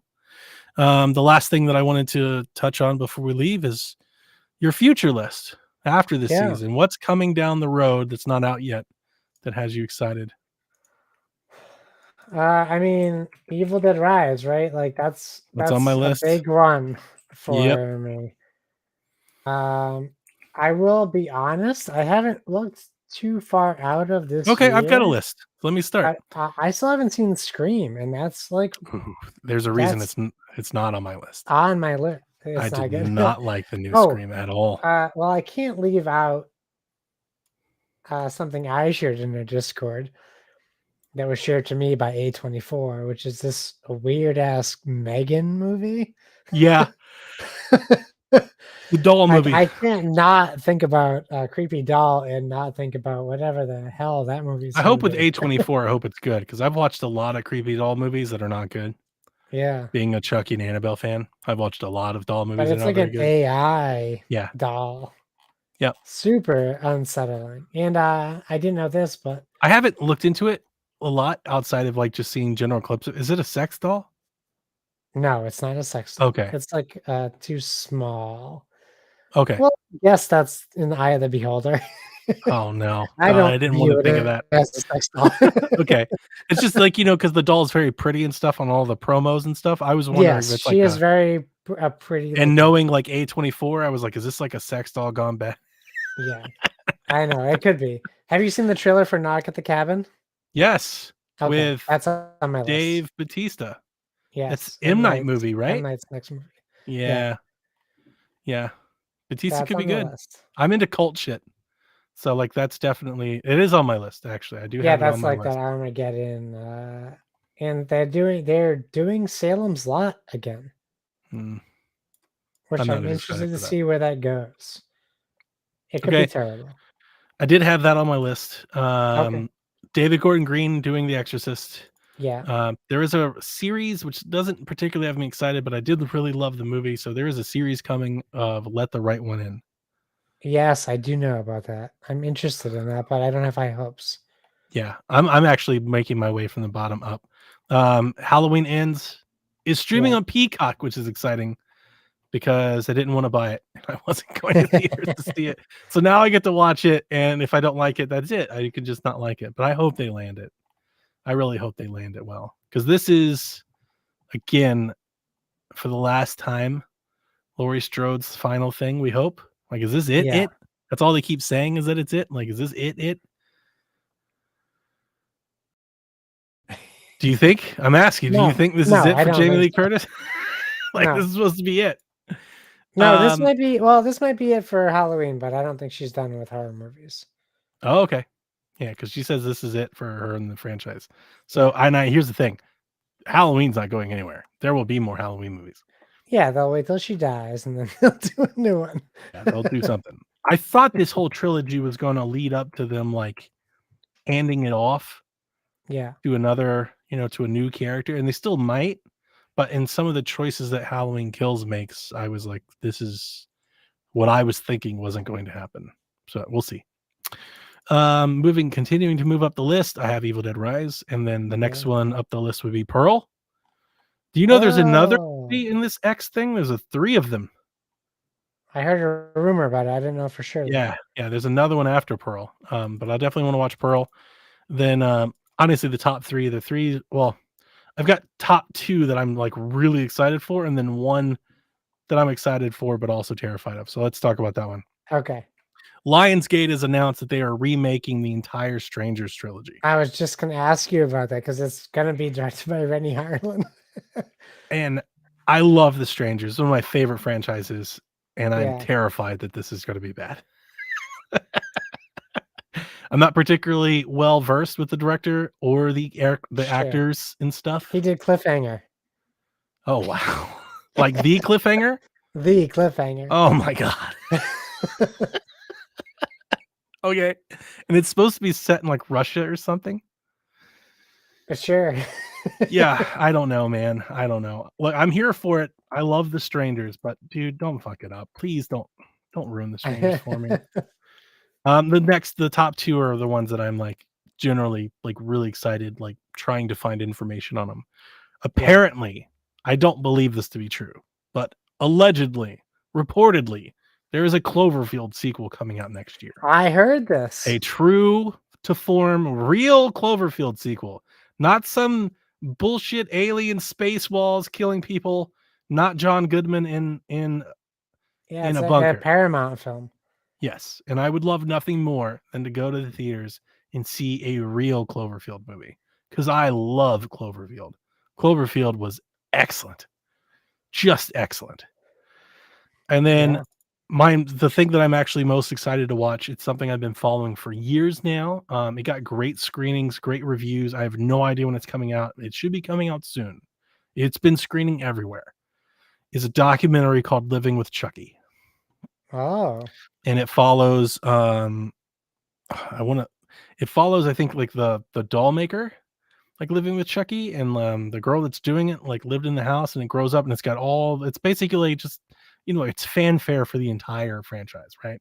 sure. Everybody's doing. Tom Holland will be there, Brad Dourif will be there, Don Mancini will be there, Jennifer Tilly will be there. Doing interviews and all the stuff and behind the scenes and stories you've never heard of and all that stuff. And I funded the project, I think 4 years ago, back when the girl that's doing it, she did it for, like, school. It was like a school project. Yeah. And she did, like, a little 20-minute short about it, and then it became a thing that she's actually doing. So let's see here. I'm gonna read you the synopsis. A filmmaker who grew up alongside Chucky the Killer Doll seeks out other families surrounding the Child's Play films as they recount their experiences working on the ongoing franchise and what it means to be a part of the Chucky family, which I think is exciting because Chucky is kind of a family. Like, there's constant Yeah. recurring characters. We've seen Alex Vincent, and people are like, it is kind of tight knit. And I think that's what the Child's Play remake in 2020, I think that's why it was so weird and stand out, because it had none of those ties. Like, it really probably shouldn't even exist. It wasn't bad. I think Yeah. Universal owns that rights to that IP, but it just didn't fit it. It wasn't Child's Play. So, yeah, Those are Nice. what I'm most excited to watch in the coming year, and I'm sure we'll Awesome. fill it with 1,000 Shudder films and everything that I won't watch by Yeah, then. they're doing the first Omen. That's coming out next year. Yeah, I don't like The Omen. There That you doesn't go. excite me at all. My wife will be excited. She loves Omen. She doesn't get it. She's like, "I don't understand how you don't think this is scary." I'm like, "It's not. It's this bratty ass kid." She's like, "He's the devil." I'm like, "Is he? Or is he just like a nuisance that trips somebody off of a ladder?" Like, somebody needs to put this kid in check, man. Listen, Donnie, I'm very excited for this movie coming out next year called Night Bitch, What? starring Amy Adams and Scoop McNairy, where a stay-at-home mom begins to worry she may be turning into a dog. Wow. Hooray! What a good That horror sounds like some movie. Amy Schumer shit. Amy Adams making some great choices. Amy Adams or Schumer? No, Adams. Oh, that makes me more excited, but And Jared Leto has a movie called Adrift coming out, where a fishing boat discovers an Morbius abandoned 2. yacht with a strange distress call. We're still A putting him in deckhand stuff? agrees to take lone control of it while it's towed into port, but People are he soon still discovers casting why it's Jared called Leto. a ghost ship. We're still Huh? casting Jared Leto and stuff. He's still doing stuff, no Why? matter how toxic you can be. You can still get work as long as you have the face. How about failing upwards? Yeah, I there you don't wanna go. be, like, too mean, but, like, I wanna say I feel like I don't think I like him in anything. You don't want to be too mean to the guy who literally has his own cult in the desert. You're okay. No, no, no, no, I mean, like, You I'm can be trying to mean to Jared Leto. I'm trying to think if there's, like, maybe I'm just not remembering something that I actually liked, but No, I he don't doesn't think do there good is. things. Yeah. No, I don't think I mean, there are movies that he's in that I like, but not because of him at all. Right. I don't He think I've just liked him in happens to be anything. there. Yeah. Like, I'm very happy he dies in American Psycho. Yeah, thank you for joining us for our TED Talk on Jared Leto. Jared Leto's failed career as an actor. Okay, that's it. That's 2 almost 3 hours? No way. Yeah, this is how we do it. Boy, If Lucas is there, it'd be 2 AM. I honestly I looked at our recording the last time I looked at our recording, we were almost at 2 hours, and I think we were just doing our list, and I was like, "Oh, we'll wrap this up here in about 15 minutes. It won't be too bad." Nailed it. And I look up, it's almost 3 hours. So anyway, that's 3 hours of Halloween movies. You've got Yeah, hundreds of movies apparently. We probably did 100 movies, probably mentioned 100 movies here for you to probably. watch this Halloween, and, just make sure you watch Nope, and Nope. maybe X. I don't know if the rest of them I would say are must watches, but definitely The Nope. Black Phone. Yeah, yeah, no, Black Phone. Yeah, definitely watch those. Our number 2s. And if you're into something weird, if you wanna get weird, check out We're All Going to World's Fair. I'd love to hear what people think. See, Yeah, or Night Bitch. that's the thing about that one. The thing about that one is of all the movies here, like, I don't really care to hear what anybody thinks about X, right? Like, it just X is just X. It just exists. It just is Yeah, what it it is. exists for sure. I That's a want to movie that hear I what own. others think about We're All Going to World's Fair because I think we might get 100 different opinions. I think Okay. some people like it, some people hate it, like I look forward to watching it. I would love to know what Kyle thinks of We're All Going to World's Fair. I'll make him watch it. I have Yeah. that power. Give him that homework. One of your Yeah. homework things. Make him watch We're All Going to World's Fair. Don't tell him what it is. Just make him watch it. Dude, It'll sound like a documentary to him. there is one scene in We're All Going to the World's Fair that is super fucking creepy. And Awesome. I want you to tell me what you think I'm talking about when you Okay. watch it. All right. I want you to tell me if you find that scene. It's on the top of the list, as you say. Awesome. All right. Ladies and gentlemen, boys and girls, it's another year down. We hope you have a very happy and safe Halloween. Go out there and Yeah. enjoy your spooky games and your spooky movies. And we'll catch you maybe next year. I don't know. We're going to keep doing this. Yes, next year. We'll Catch you next year. One more time for good old sake. Hi, I'm Chucky, and I'm your friend to the end. Heidi ho! Ha ha ha!